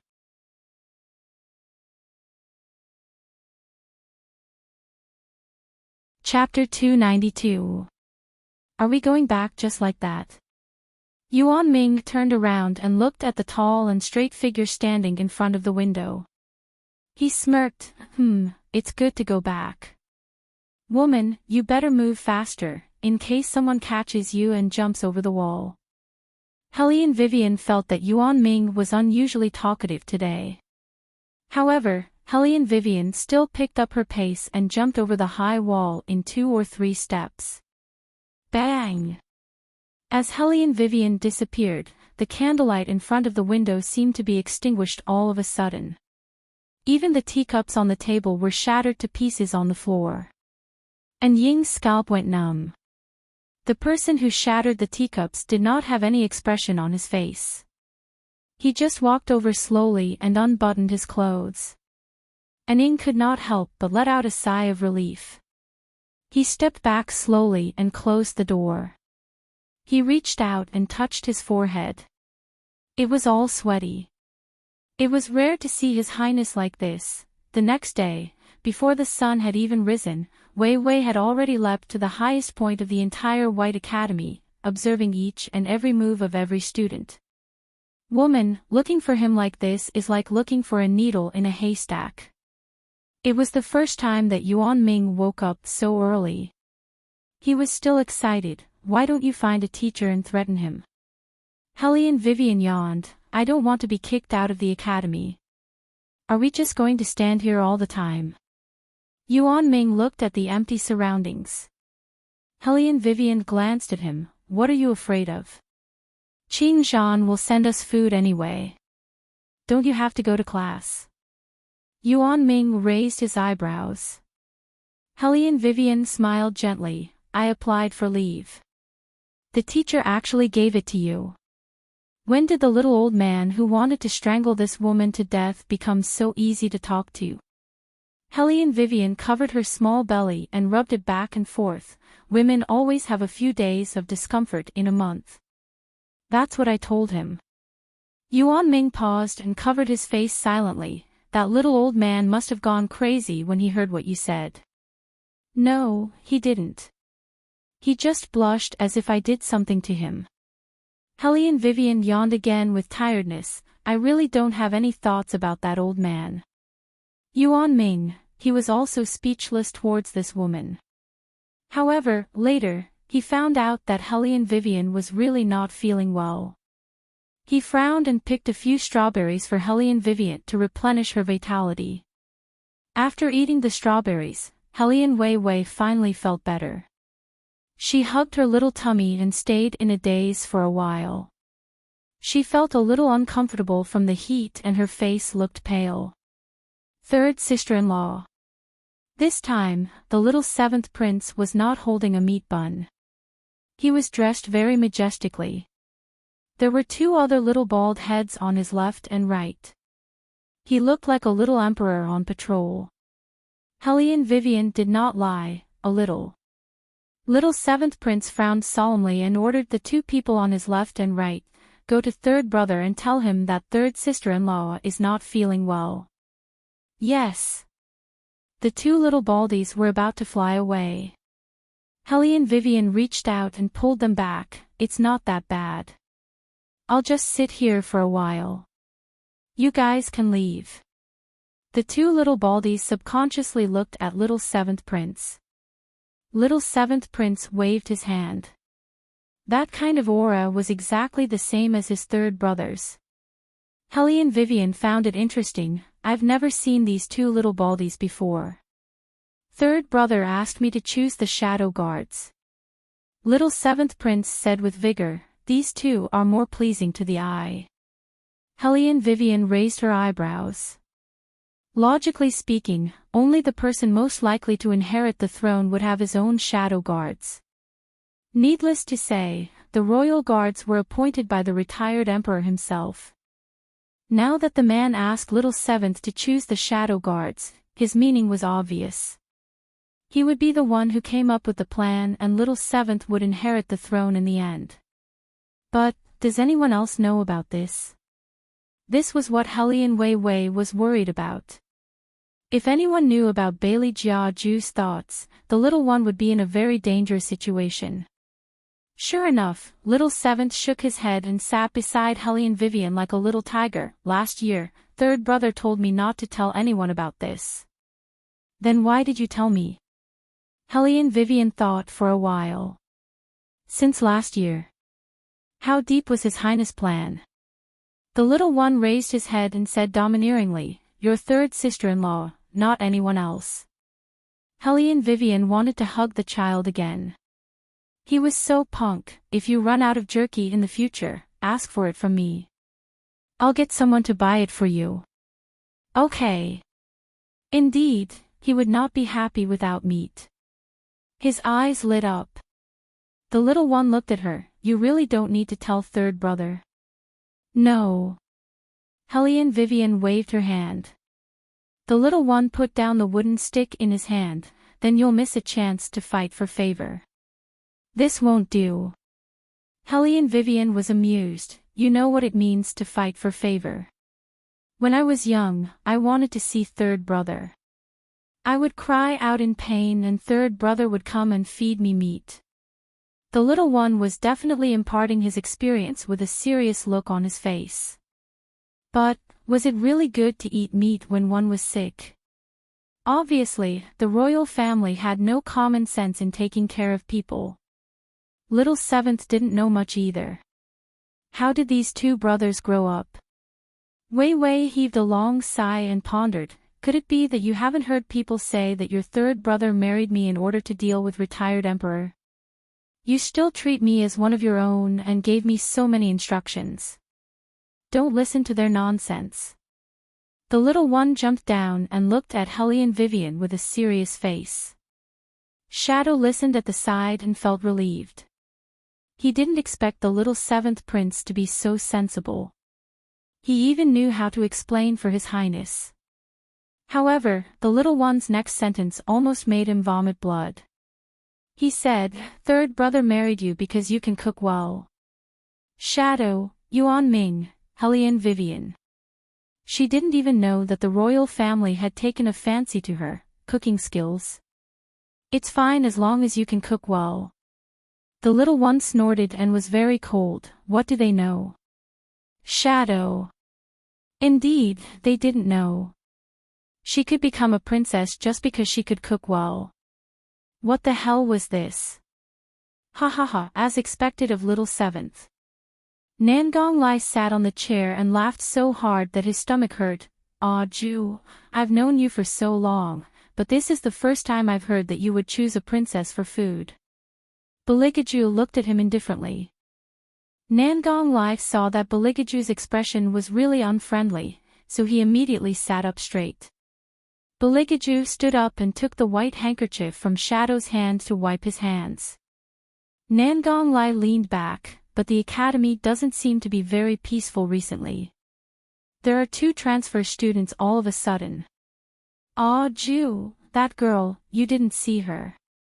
She's really pretty, and she looks a little familiar." Shadow heard this and his heart skipped a beat. Beligaju, however, seemed to be a little absent-minded.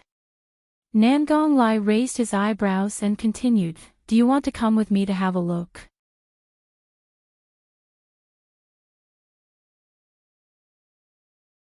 Chapter 293. Not interested. These 3 words were like ice beads, freezing the air in the room. Shadow let out a long sigh and relaxed his nerves. Nangong Lai glanced back and gave Shadow a meaningful look. Then, he took his fan and walked out. But when he passed by Shadow, the corner of his mouth hooked up into a wicked smile. "Shadow, your behavior today is a bit strange. Don't tell me you're hiding something from your highness." Shadow's whole body stiffened, and he couldn't say a word. Nangong Lai was very satisfied with the result he caused. He smiled and left the room. This group of people was really boring. They were not as likable as Little Seven, that little tiger head. But that little tiger head really bit whoever he caught. Other than Ah Ju, he didn't dare to provoke him. The rest of the people couldn't catch him at all. However, this little tiger head was very obedient now. It extended one of its little hands for Helene Wei Wei to hold, while the other little hand was eating the jerky. It looked at her with round eyes and said, "This is the place where I usually practice my martial arts." As he said, he bent down and lifted a huge rock with his little hand. He lifted it up and put it aside with ease, as if he was inviting someone into his house. Helene Vivian looked at the cave. There was nothing strange about it, just that the temperature was relatively moderate.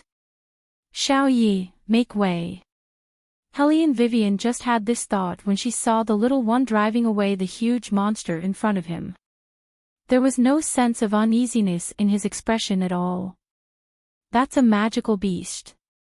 Yuan Ming opened his mouth, with a hint of evil in his voice.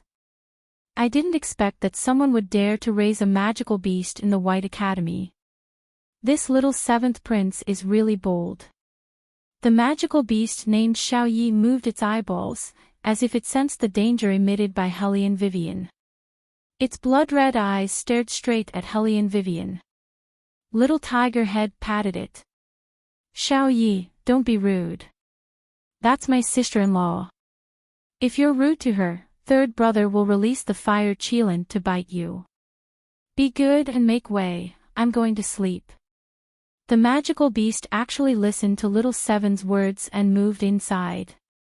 Probably because of the magical beast, the temperature in the cave was lower, so it was very comfortable to stay inside. Helene Vivian and little Tiger Head sat side by side. She looked up at the cave and asked, how did this magical beast come in? It shouldn't be stupid enough to come in by itself. That day when I was practicing martial arts on the mountain, I met the injured Xiao Yi, so I picked him up and brought him back. Helene Wei once again visually estimated student Xiao Ye's size. Little Seven, can you not speak as if you picked up an egg? Is this guy big enough to be picked up? Little Tiger Head rubbed the magical beast's head. Although he was only a little tall, he still acted like a master. The forest of fantasy has been very chaotic recently. When I first picked Xiao Yi up, his face was covered in blood. Now he's quite healthy. I wanted to take him out for a walk, but third brother said it wasn't the right time yet. Helene Vivian chuckled. Take him out for a walk. Do you want him to stomp 3 people to death with one paw? Or do you want all the students in the academy to complain to the dean? Your third brother is right. It's not the right time yet. Helene Vivian thought for a moment, then fed the magical beast a strawberry. That strawberry was plucked from the spiritual realm. Other than being able to strengthen one's body and improve one's skin, it also had a miraculous effect on healing the wounds of magical beasts and spirit beasts. In order to avoid the heavenly tribulation, Little White had been staying in there all this time. But they forgot that although the little seventh prince was young, his way of doing things was more vicious than His Highness. As a child born in the royal family, how could he not see through their little tricks? It was probably because he saw too much, so when they heard the little seventh prince's name in the palace, they looked like they heard a tiger that could bite people. Helene Vivian thought that little Tiger Head was very interesting. He looked prickly but was comfortable to touch. When he was full, his soft and white belly would be exposed to the sun. Helene Vivian was enjoying it when she heard a chuckle not far away, we do have fate. Helene Vivian couldn't help but look up and saw Yun Biluo, who was dressed in a long dress, standing under the flower tree. She had a pretty face and a fresh temperament. She was even prettier than Helene Jiaor, who was following behind her. You're tuning into the LoveLore Library YouTube channel. We're so grateful for your support, and don't forget to subscribe to join us on this incredible journey through captivating stories. Your generosity through donations truly makes a world of difference, as it's the primary source of revenue that allows me to expand and enhance this channel for you. Thank you from the bottom of my heart for being a part of this adventure.